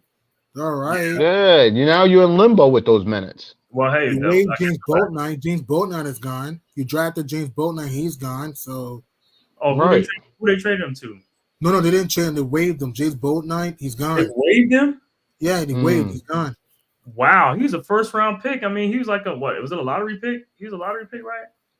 Yeah, I think, because either the lottery pick or 20-something pick. But yeah, I remember when he was coming out, he was like a top 10 or top 15 pick. And they waived him already? Yeah, wow. But he hasn't played that much since he's been on the Hornets, so I don't know. Yeah. Would you go after him, though? You think we should go after him, James Boltnight? But he's not a point guard. We need really like a point guard. Good point. Yeah, I mean, we already got guys. Well, what is he like? 6'3", 6'4"? Boltnight, he's 6'5". He's 6'5". Wow. Okay. Yeah. Wow. They waived him already. Where did he get drafted? I know he got drafted in the first round. I know he's a first-round draft pick because I remember that draft. I forgot because they were talking about him coming out. Him and the other dude that went to Indiana, Duarte. That dude was like, his rookie year he was good, but then. He was the 11th pick of the 21 draft, 11th pick, Boltnight. Yeah, it's a lottery pick. Yeah. And Duarte too. Duarte that got traded, I guess, from Indiana to Sacramento and all that stuff. But he's and Duarte's playing well for the Kings. Yeah, it's been all right for the Kings. Yeah, I haven't watched too many of their games this season, either the Kings and stuff like that. But yeah, man. So what deal surprised you like during the trade deadline? Like any of them deals surprised you or something like that happened yesterday? I mean, No, I told you. Well, for me, like I said, the Pat Beverly thing was like, yo, that didn't make sense. Because you helping another rival team, like yeah, but that's only if he fits in with the game plan. I mean, can they use him now? I guess that's Doc Rivers. He wants his little defense, I guess. So I guess that's why he fits in with Doc Rivers. Because Doc had him in LA. I think Doc had him with the Clippers. PJ Washington was another surprise at going to the Mavs. They had signed Grant Williams, but they were saying I guess that wasn't working out. He fizzled out real quick. Again, Daniel Gafford by just with Sean Holmes. I love that move for the Mavs. Washington was big. That was big for Dallas. Those are some good moves for them. I think Mavs gonna be a playoff team this year. PJ Washington and Daniel Gafford. Yeah, I love it. And they might even, but listen, I even like that dude Josh Green because Josh Green actually took, to me, Hardaway's starting job. Yeah, it did take Tim Hardaway's starting job. Yeah. Oh, Josh Green, the guy who's he took it. You know what I mean? Yo, aggressive young fella. So, I mean, do I like Tim coming off in that second unit because he gets his shots off? But he should be in that starting lineup. I mean, with his veteran leadership. But trade deadline. Some people could accept what it is. Like I said, Alec Burke coming back to the Knicks. I think hopefully he can, like you said, slow the pace, give us another legitimate guy that can help run that squad. Because now, like I told you, with Deuce not learning fast enough, that's why they brought in Alec. Deuce minutes is definitely going to fizzle off. Yeah, you know what I mean. If Brunson is back and Alec's going to get those, he's going to come off the bench right away. Yeah. Deuce minutes is going to be cut from that. I mean, if you look at the trade deadline, there wasn't really no big moves made anyway. It was a lot of moves, are just small moves. The Pacers getting Dougie McBuckets. I love it for the Pacers. Dougie McBuckets for the Pacers. They gave up the other shooter. They gave up Buddy, so they needed him. Buddy Hield. They got rid of Buddy's contract and brought in Buddy Hield 2.0. I said better. I think Buddy Hield contract is an expiring contract, if I believe is an expiring contract. Yeah, around there, yeah. Well, that's what the Sixers, they have to, like I said, hey, let's see what they can do with Buddy Hield, Tobias Harris, Tyrese Maxey. Who else they got? Kelly Oubre with Joel Embiid in the playoff and stuff like that. Yeah, Paul Reed. Yeah, Mo Bamba. Yeah. Mo Bamba. I'm surprised you traded Jaden Springer to the Celtics. Like, why are you helping your rival if you're Philly? He was traded, Jaden Springer. Yeah, like I said, there's a lot of small moves that was made that you got to catch up with and stuff like that. It was like, but like I said, I was surprised Chicago didn't make any moves. Chicago didn't make no moves. So they should have. I don't know. They should have. Yeah, but keep in mind, you surprised, but the asking price for certain players was probably a little excessive to what it is that people wanted to give up. Nevertheless, the players are not performing accordingly. Nobody want to take on big contracts for underachieving superstars. Yeah, I mean, he said, Knicks fans, y'all don't feel like y'all mortgage the future. Nah, we didn't mortgage the future. We still got all our first round picks. We're not hamstrung with nothing. All these contracts that's on our books is only like a year or something like that. So we ain't mortgage the future at all. You know what I'm saying? I mean, if you're talking about getting rid of all the young guys, yeah, you get rid of young guys. But hey, if they change the course and like, we're a win down team, and if these guys can get far in the playoff and they can get more pieces, then yeah. You know what I'm saying? Yeah, but what people are saying, as for to be 100 with you, is right. We're pawning off our young players that we are developing, and it's helping us win now. To say, okay, we're going to bring in veteran people that probably take a gamble to see if they can help us win now. You understand what I'm saying? Like the process is to build up your young players to help you win in a long haul. The win now thing is a theory that everybody takes on, and sometimes it always fails. Most of the time, it always fails. Right. But the difference is lot of teams that do that, they gave away all their first round picks and they have no assets. We got all the assets. True. Oh, yeah. Yeah, like the Suns. We got mortgage. We of all the contenders, we sitting pretty, man. We are sitting pretty. Now the Lakers don't have no assets. They traded all their assets. You know what I'm saying? The Lakers don't have no assets.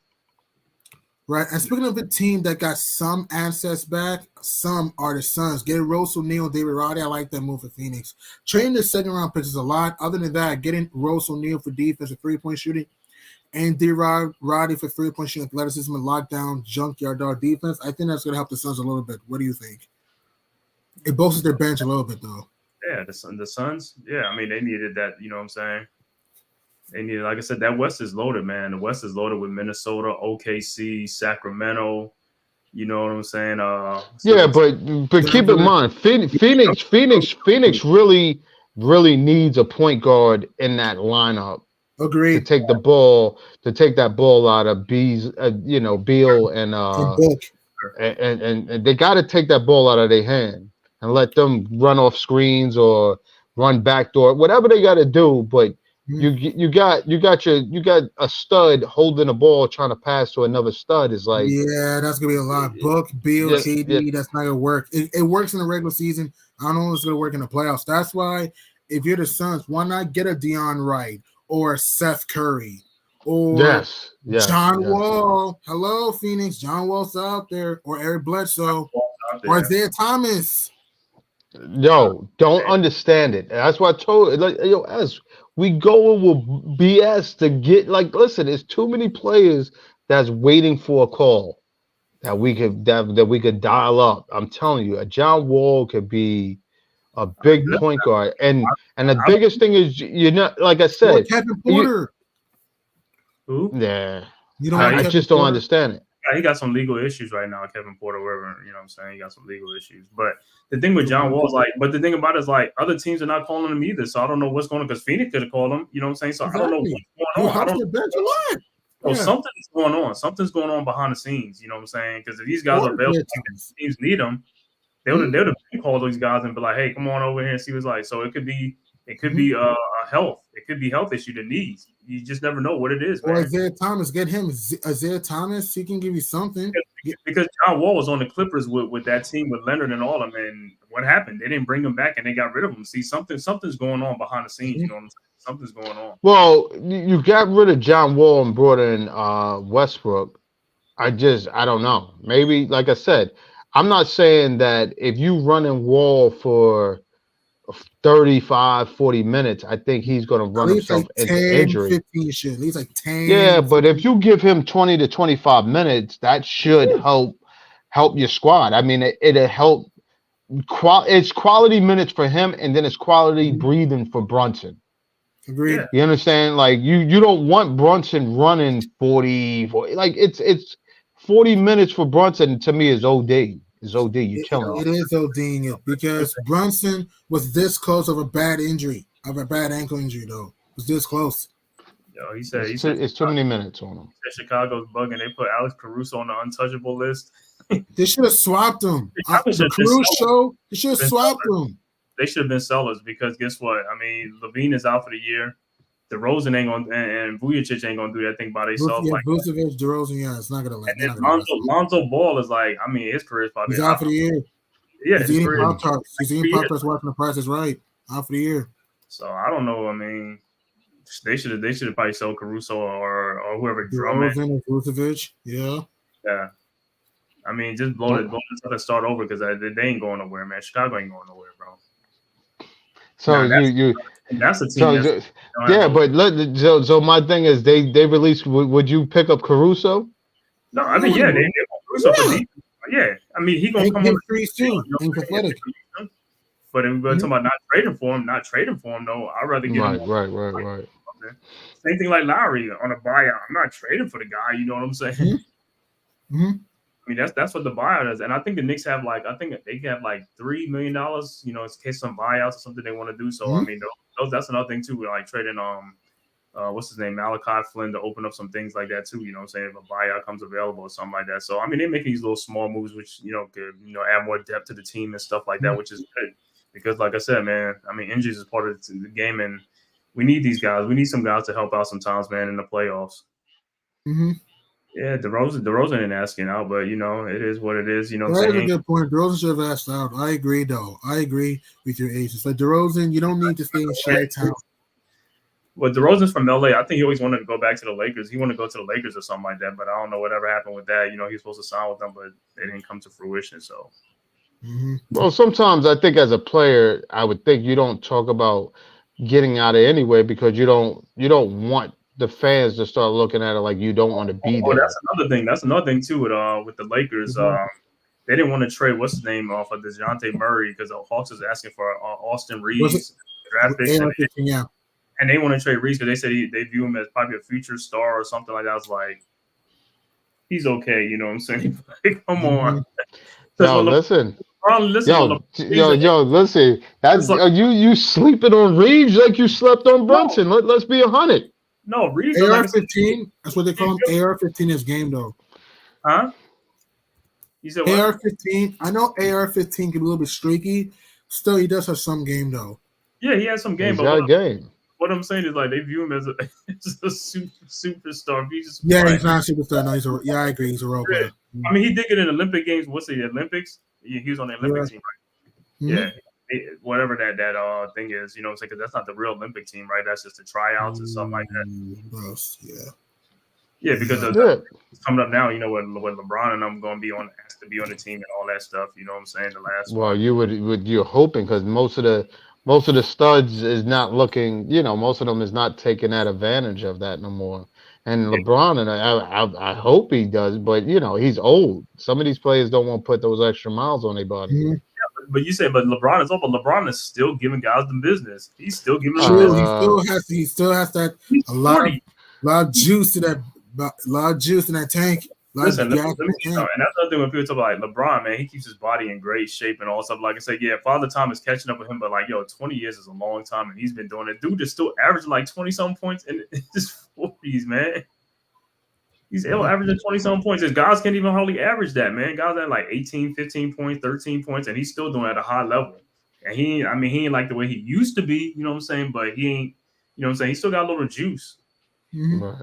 But I told D when I talked to him, when he's like, hey, man, if LeBron want to come, I was like, man, bump LeBron. Don't come here, man. You had a chance to come here a couple of times. You didn't want to come. Stay on that side. Stay over there, you know what I'm saying? Because if we win the championship, I want these guys to get the credit. I don't want nobody else coming in and get the credit. You know what I'm saying? These guys suffered. You know what I'm saying? Listen, you can't listen. You can't say one player is going to give you a championship. It's a team effort. You know what I mean? He can only be part of the process, and maybe a solution to what it is. But he had a chance to change that around when he came with his buddies, but he didn't want to come. Like I said, so stay over there, bro. Stay over there. Look, keep in mind, he's a 6'8", 6'9" ball handler that could find a lot of guys because he could see over the top. Listen, if he want to come, I'll bring him in. I'll be like this. I'll be watching games and stuff. I'll be like, yeah. Yo, listen, S, you gotta embrace whatever is good. You can't just be like, fuck that. I don't want him because he's gonna get the credit. Nah, the team is gonna get the credit. You gotta come when the ship has been sinking, bro. He didn't want to come when the ship was sinking down there. You know what I'm saying? Don't come on the good times, bro. Who does? Who really want to come when it's the Titanic is sinking? KD didn't even come. Kyrie wasn't even offered to come. So you know what I mean? Like, what are we talking about? To me, that's what we talking about with Tommy DeVere. You know what I'm saying? Let me pull up his quote. And this is like I said, I'm not the one who only think like that. There's other people that think like that too. You know what I'm saying? I got to pull up his quote and stuff like that. I was like, yeah, that's what I'm talking about. Because guess what? All these stars that was ducking coming here, don't come now. You know what I'm saying? Y'all was ducking coming over here. Y'all ain't want to come over here and stuff. Stay over there. Stay on that side. Listen, but you should look at it like what's happening is great to attract players like him. I would not mind Bron for 1 or 2 years. Exactly. Listen, you need an MVP to win a championship in today's era. You need an MVP or a Finals MVP to win today's era. Those star players that sign somewhere else and duck the pressure of playing in New York for the Knicks inside Nashville, and this is what you're missing out on. But like, them players, they didn't want that, bro. They didn't want that. You know what I'm saying? They could have came over and did it. They could have came over and turned that thing around instantly. You know what I'm saying? But it was the name. Oh, wait. They should have came over when it was nothing and helped turn it around. But now that it's something, it doesn't make it attractive. Right? No. What I'm saying is like they could have came over here because he wasn't coming by himself. He was gonna come with his buddies. You know what I'm saying? He was gonna come. He was gonna bring somebody. He wasn't coming by himself. Well, listen. I always look at it this way. As if we always had this concept. We always looked at girls and be like, "Yo, will you start combing your hair, getting it done, putting a little makeup on, getting your body looking attractive? You are attractive now. You get the interest."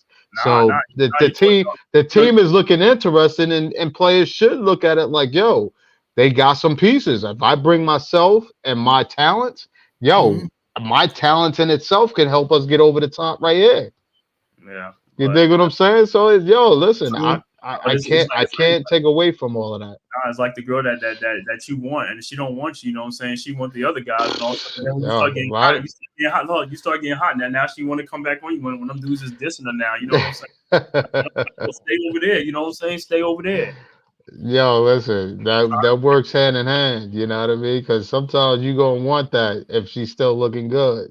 If not, then listen, if you got something better on your arm, she gonna only just be jealous that it wasn't her. Yeah, but like I said, hey, listen, we came up in the ground. Yeah, just stick with these players or whatever. Like, let them do it, man. Let them do it. That's all I'm saying, man. You know. So you rather just take the pieces and see where we grind out. So we get in the playoffs and Julius and Brunson ball out, and you say we still missing a piece. Then what? Well, I mean, if you're still missing a piece, you can get the piece. But like I said, I don't want the piece that had a chance to come here. That's all I'm saying. Like it's like all the guys like I said, don't be like, oh, we need KD and all stuff. Man, fuck KD. He could have came over here. He didn't want to come. Here's the thing, Man-Cave, right? As God. Here's the thing, man. Have you noticed from the 05 Spurs to last year's Nuggets, a team either had an MVP or a former Finals MVP? In today's game, you need a former regular season MVP or a Finals MVP. In today's era to win a championship. That's LeBron James. Right there. Well, guess what? We got an MVP. We don't have an MVP or Finals. We don't have an MVP or Finals MVP right now in Brunson. We got an MVP right now. A guy he's an MVP caliber player. And what I'm saying is that he's an MVP caliber. What I'm saying is that you need an MVP, a person who won the MVP or former Finals MVP. That's what just because the fans cheer MVP, that doesn't make it.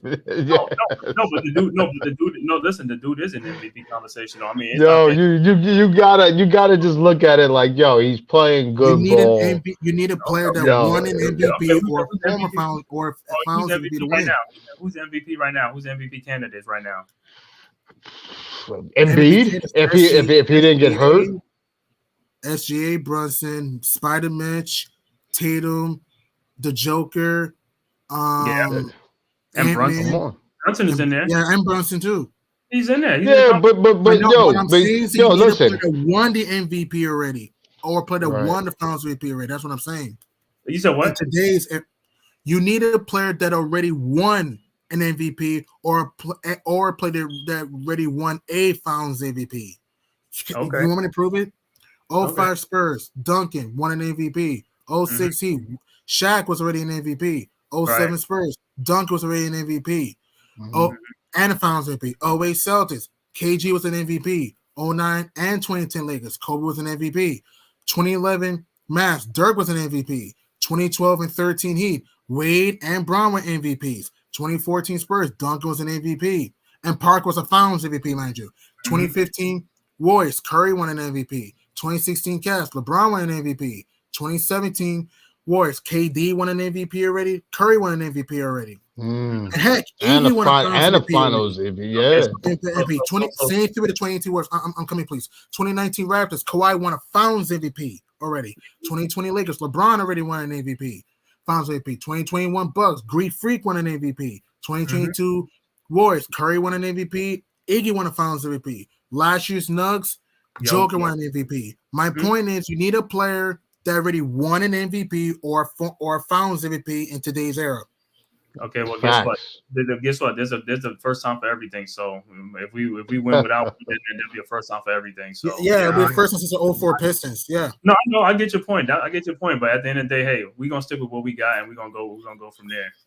You know what I'm saying? Mhm. Whoever comes, Yo, whoever comes yo, to the Knicks. Don't forget, Park was a Finals MVP too back in 07, so I forgot about that too. And he was on the 2014 Spurs. So yeah, you know what I mean. You know what I mean, though. So yeah. Yo, you a diehard dude. You want to stick it out for. Listen, that's like even taking it back. We should have just kept quickly in RJ Barrett to see what we if we was gonna win a championship. Then, Listen, if that's the case.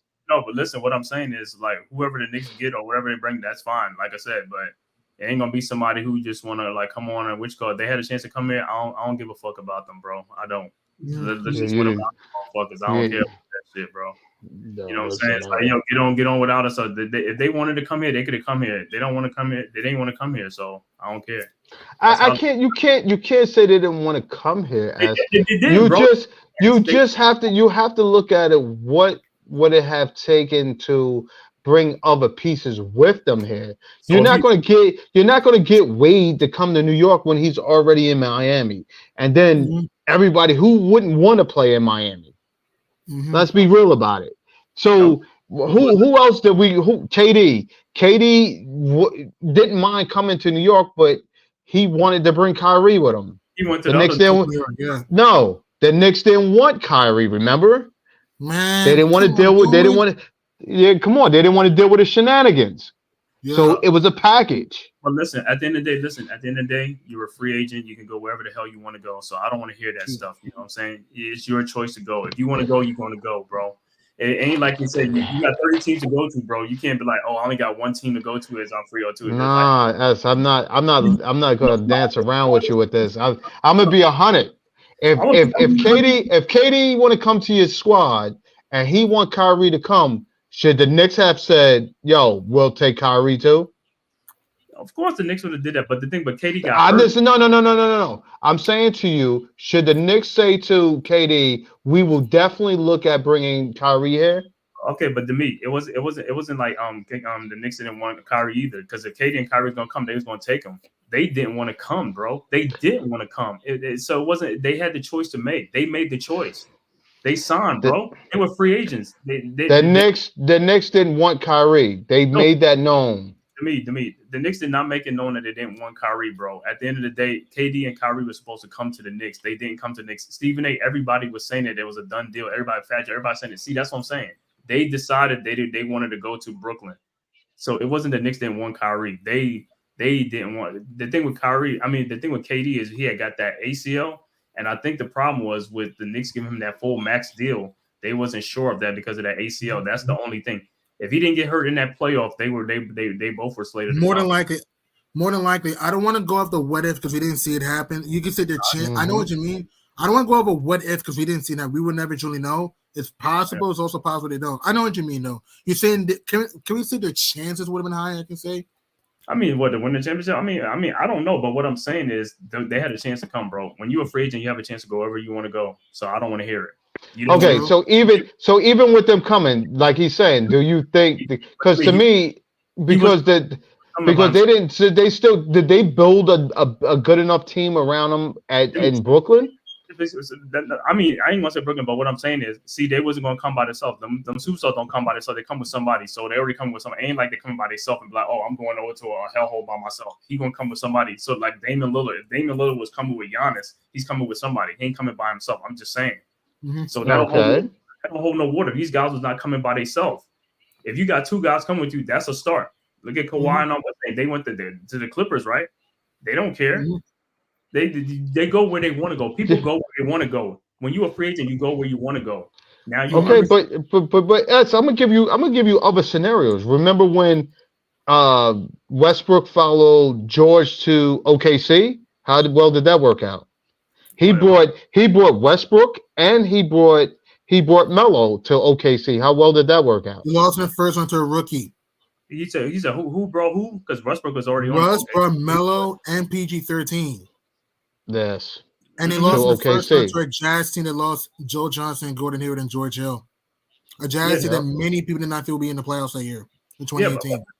But that's what I'm saying. But you talking about when Durant left. When Durant left and then Westbrook Durant was gone. He was a warrior. Oh, he was gone. Yeah. He was a warrior. But what I'm saying is the thing about it is Westbrook and them was out. They already had success on OKC for a while anyway. You know what I'm saying? They ain't like they were like a dungeon team and stuff like that. They was going to there was a dungeon team once that whole team broke up. No, I'm saying before the team broke up, but they had a lot of success over them years. Though it wasn't like they was like a losing team for 15 years in a row before Westbrook brought these guys. They was winning. Yeah, it was going to the playoffs. They was a playoff content. And they were going to the playoff every year with him and KD going there. So it was a good situation. It was a good team. Right, and they broke up because contracts, yada yada yada. Well, what I'm saying is, but there was a well-run franchise. The Knicks were not a well-run. The Knicks was a dysfunctional franchise for years. You were a clown show, yeah. Of course, I know that's what people wasn't going to come. But what I'm saying is, if you got some superstars that are going to come together and stuff like that, it's different. You know what I'm saying? But nobody wanted to be the first one to come. The only one who did that was like Amari Stoudemire came by himself, and then Melo came in the trade and all that stuff. But KD and them was not coming by themselves and all that stuff. You know what I'm saying? They're going to have somebody come with them. What I'm saying is they duck it. You know what I'm saying? That's how I look at it. They duck the pressure playing for the Knicks. You know what I'm saying? Because the Knicks was a badly run franchise and nobody wanted to do all that and, you know what I'm saying, Dolan and all that stuff. I get it. You know what I'm saying? So my whole thing is like, if you didn't want to get it. Listen, you ain't want it then, hey, just stay over there. That's all I'm saying. Stay over there, bro. It ain't like you're 22 years old. If you're 22, that's different. Now you older and stuff like that. You almost 40-something years. Nah, I don't care for you like that no more, bro. You coming at your career, bro. I don't care about that. You know what I'm saying? So I mean, hey, listen, but if they come, that's not my choice. I don't have no say over that. That's the Knicks, you know what I'm saying? But I'm just telling you what I like. I really don't care for them, you know what I'm saying? Mm-hmm. Because if the Knicks take on LeBron and say they draft his son in the first round, they come. Then you're totally against that shit. No, listen, I'm gonna be against it, but there ain't nothing I can't stop it. You know what I'm saying? I can't stop him. You know what I'm saying? If the Knicks draft his son, yeah, I know that's what's going to happen. Yeah, I know. Yada yada, like I said, but man.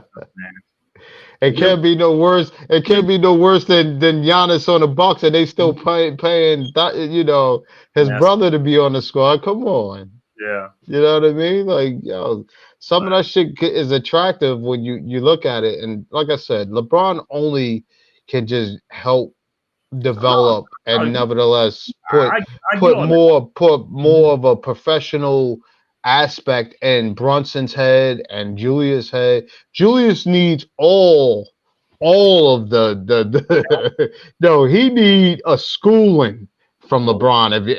If LeBron came and he sat down with Julius just to get into his head, more the power to that dude. That can only help. But you know what? I don't know because guess what? He learned from the best. He learned from Kobe. He had Kobe on him and stuff like that. So. Nah, he was young. They was young. But still, though, I mean, but when you're young, though, it's like you have somebody take you under your wings at a young place. Like, that's like the GOAT. That's one of the GOAT. You know what I'm saying? It's like, bro, you can't learn from that. I mean, come on, bro. I know, but Julius wasn't. That's why. Then you think about it. Kobe still Kobe liked the talent that Julius was, because Julius was a straight up talent. Let's be honest. The bottom line of it was that Julius just wasn't a dog at the time. He wasn't a dog. He's somewhat playing like a dog now, but now he's kind of not in the he loses his head. Trying to be a dog. Yeah, he has screws loose sometimes. Yeah. Yeah, he goes off the Richter scale. So you need somebody to calm that down, hone it in, and let him challenge it more with the basketball knowledge versus thinking that. Listen, I totally get it. Yeah. He was young at the time with Kobe. I understand it because they had a lot of young guys on the team. Ingram. Correct. Guys was young. You know what I'm saying? What's that? D'Angelo. Yeah. All of that. All they was doing that with fucking what's the name on there where he ratted up with Iggy and all that. It was this crazy time. Swaggy. Yeah, with Swaggy P and he was dating Iggy Azalea, all that nonsense. All right, so going for the Knicks with a healthy squad, how do you think they do, man? The rest of the season, what they're going to close out? You know what I'm saying? Because I mean, the only thing is health. That's the only thing that's going to hold the Knicks back right now is health. You know what I'm saying? So I think they should make a serious charge to that number 2 or 3 seed at least. You know what I'm saying? So I think it's just health. So like, these games that we're going to go through right now is just like, bro, for right now until they get fully healthy, you're going to get losses, wins here, loss here. It's going to be not consistent because of because we depleted. Yeah. It's Right? all hands on deck. All hands on deck. So you I agree. Try to get that 2 or 3 seed. Try to just avoid the seeds until the conference final. If I'm the Knickerbockers, if you're in New York, avoid Boston until the Eastern Conference Finals.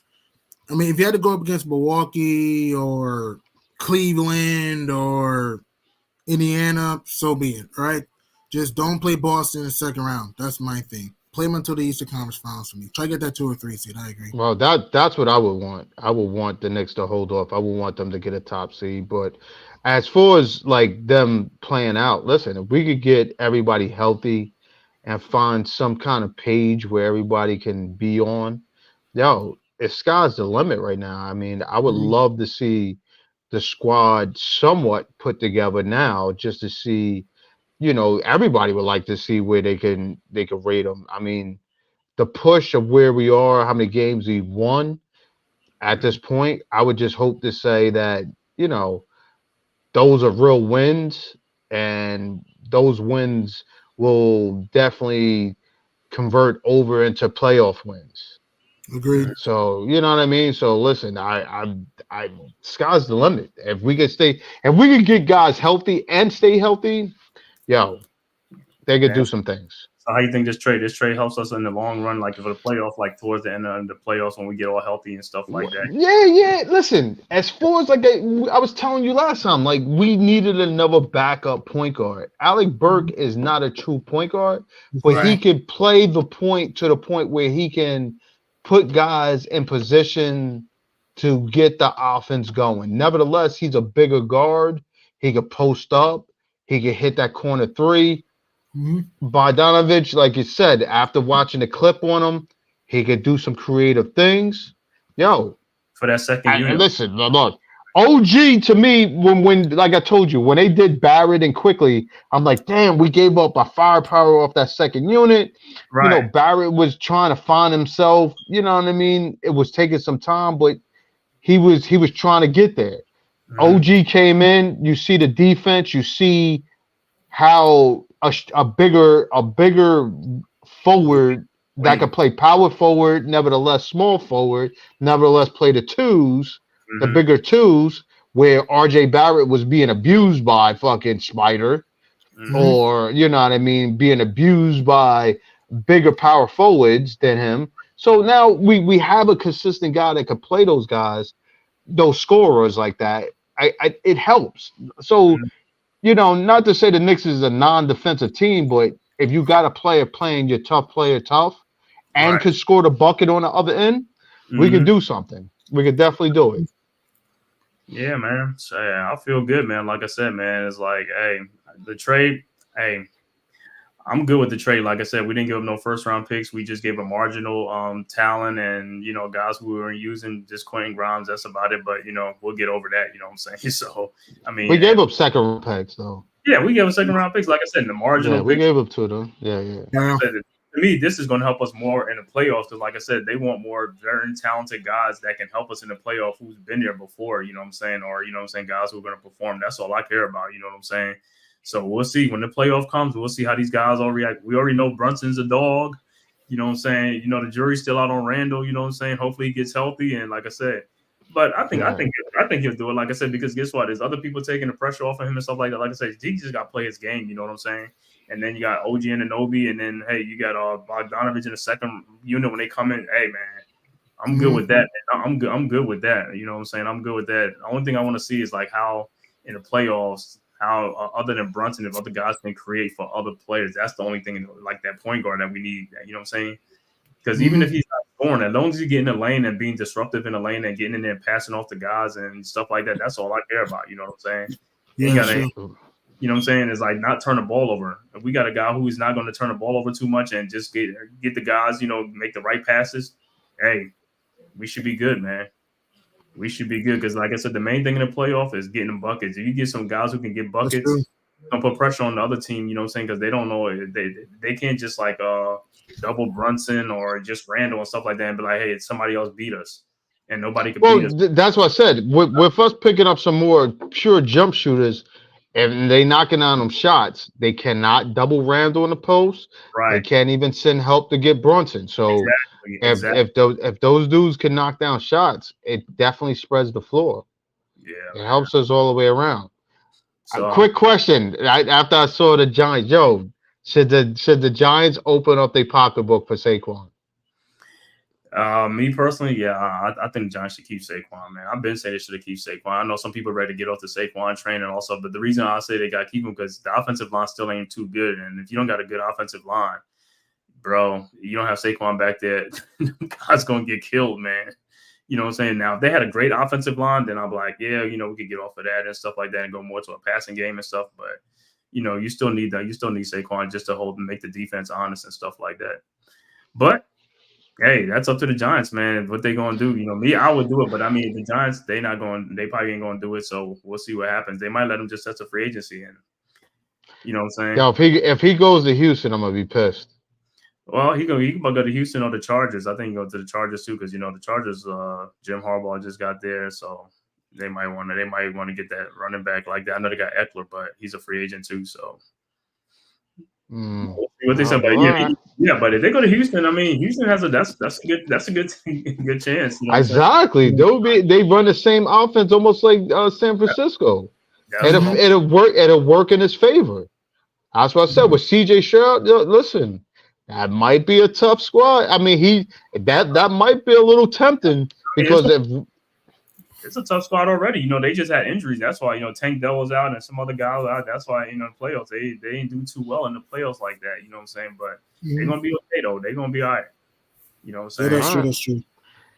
That's true. And speaking of NFL, who you guys have for the Super Bowl? The Chiefs or the 49ers? Who do you think is going to be the last team standing? Yeah, that's a tough one. I know nobody can go up against Mahomes and stuff like that, but hey, I'm going with the 49ers. I think the 49ers can finally do it. Man. They should be able to do it. I'm not so much like a party thing, but it's Christian McCaffrey. If Debo is healthy too, because if Debo and Brandon Ayuk, Kittles, if these guys can really, great thing, then they should be okay. You know what I'm saying? Because the 49ers they have a defense too. You know what I'm saying? Kansas City is good, but Kansas City got like Kelsey and Pacheco. So so the 49ers can stop that run because, Hargrave or from the Eagles, he's on their team now. It's like, if he can help stop that run with Pacheco, then they could just have Kelsey. Yeah, they should be able to do that, man. True. Oh, but did you say that just to make L happy? No. I'm just saying. And then, plus they got the X factor, though, for Kansas City. You got Kadarius Toney. Oh, yeah, whatever, nigga. That's what I'm saying. You say, don't be hyped. Yo, this dude probably he got like the full outfits that he gonna have two separate outfits for the game where he goes L. Oh, I'm gonna tell him like he's gonna have the double what's that, the jersey of what Eagles and what you go 49ers? Nah. I'm saying by halftime, like he's gonna have one San Francisco outfit and then he gonna by halftime switch into another San Francisco outfit. Oh, he probably will, man. You know what I'm saying? It's gonna be a big game and stuff like that. But it's all good, man. But no, I would definitely take I want the 49ers to at least win it. It's about time they changed the course of time. Kansas City needs to. So they could beat Kansas City, right, with Mahomes, right? Somebody can show that. It's going to be tough. Like I said, Mahomes. Like I said, I pictured Baltimore being right in the spot where it is. They gave Lamar the MVP just right. He should have got it. He should have been right in this spot right now, playing for that championship. He didn't step up, so we see if Purdy could do it. I know, man. I know. So Jay Boogie, bro. Good to see you in the building, bro. Let's crack a second, Jay Boog. What up, dude? So G Money, what you feel about the 49ers, man? Chiefs, who you got? I'm going 49ers too. I got 49ers too, and it's gonna be a thriller. I think it's gonna be like a mid-scoring game.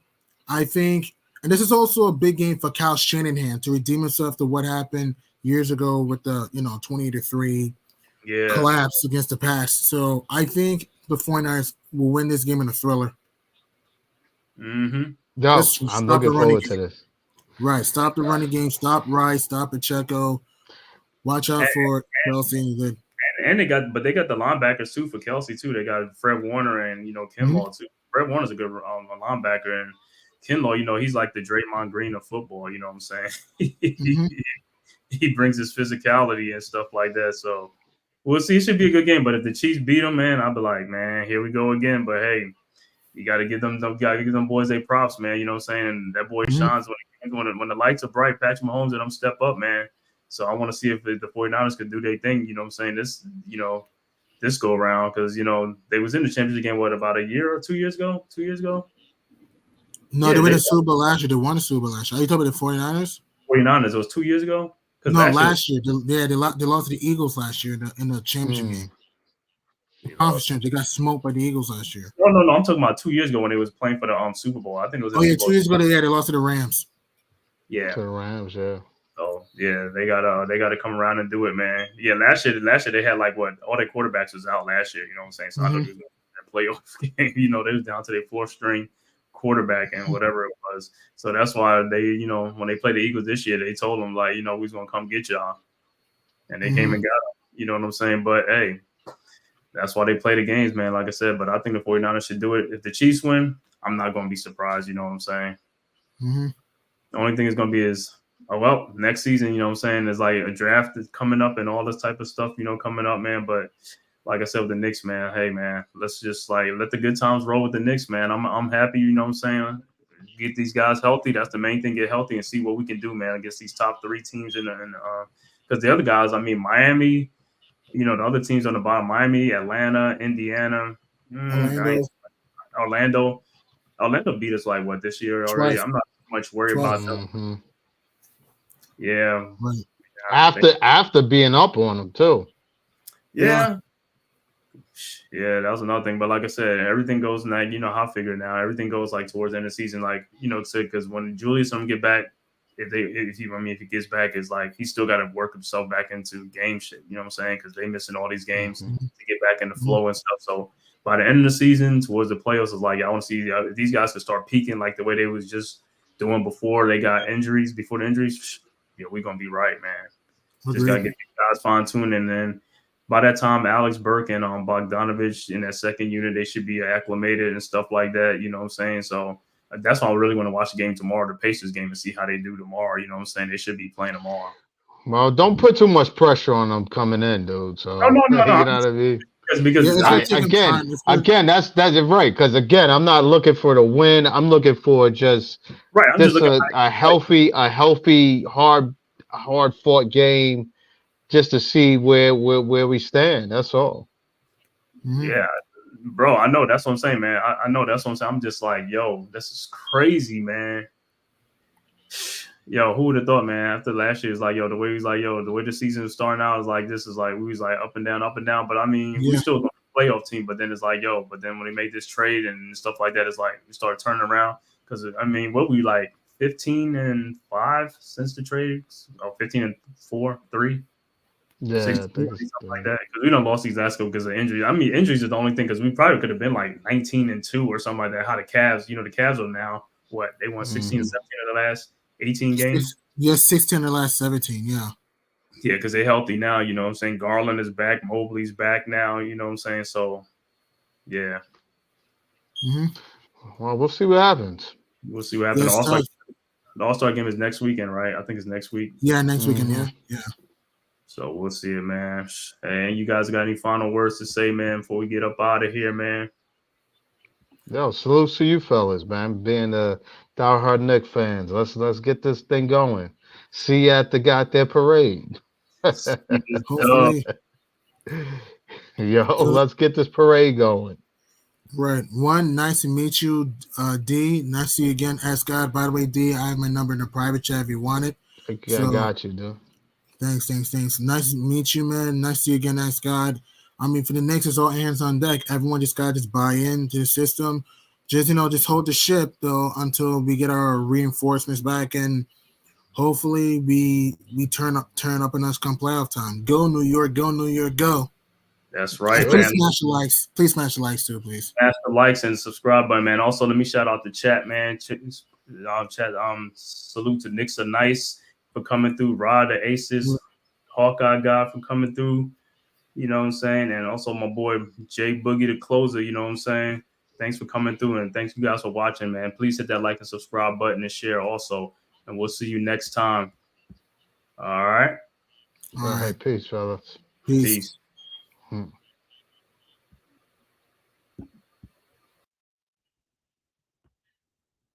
Who's got the rocket launcher? I say we blow it up. Now fire that thing.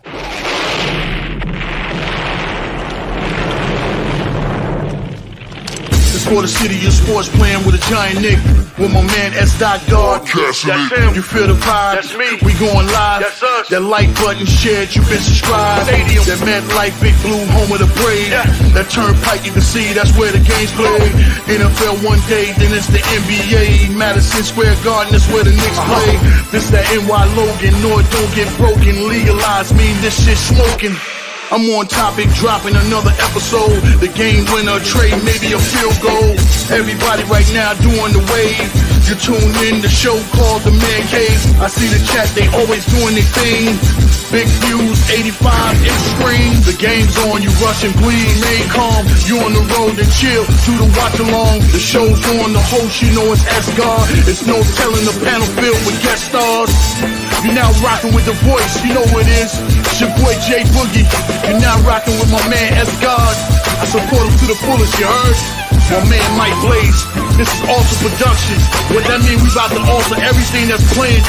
Tune in. My man S.T.O.D.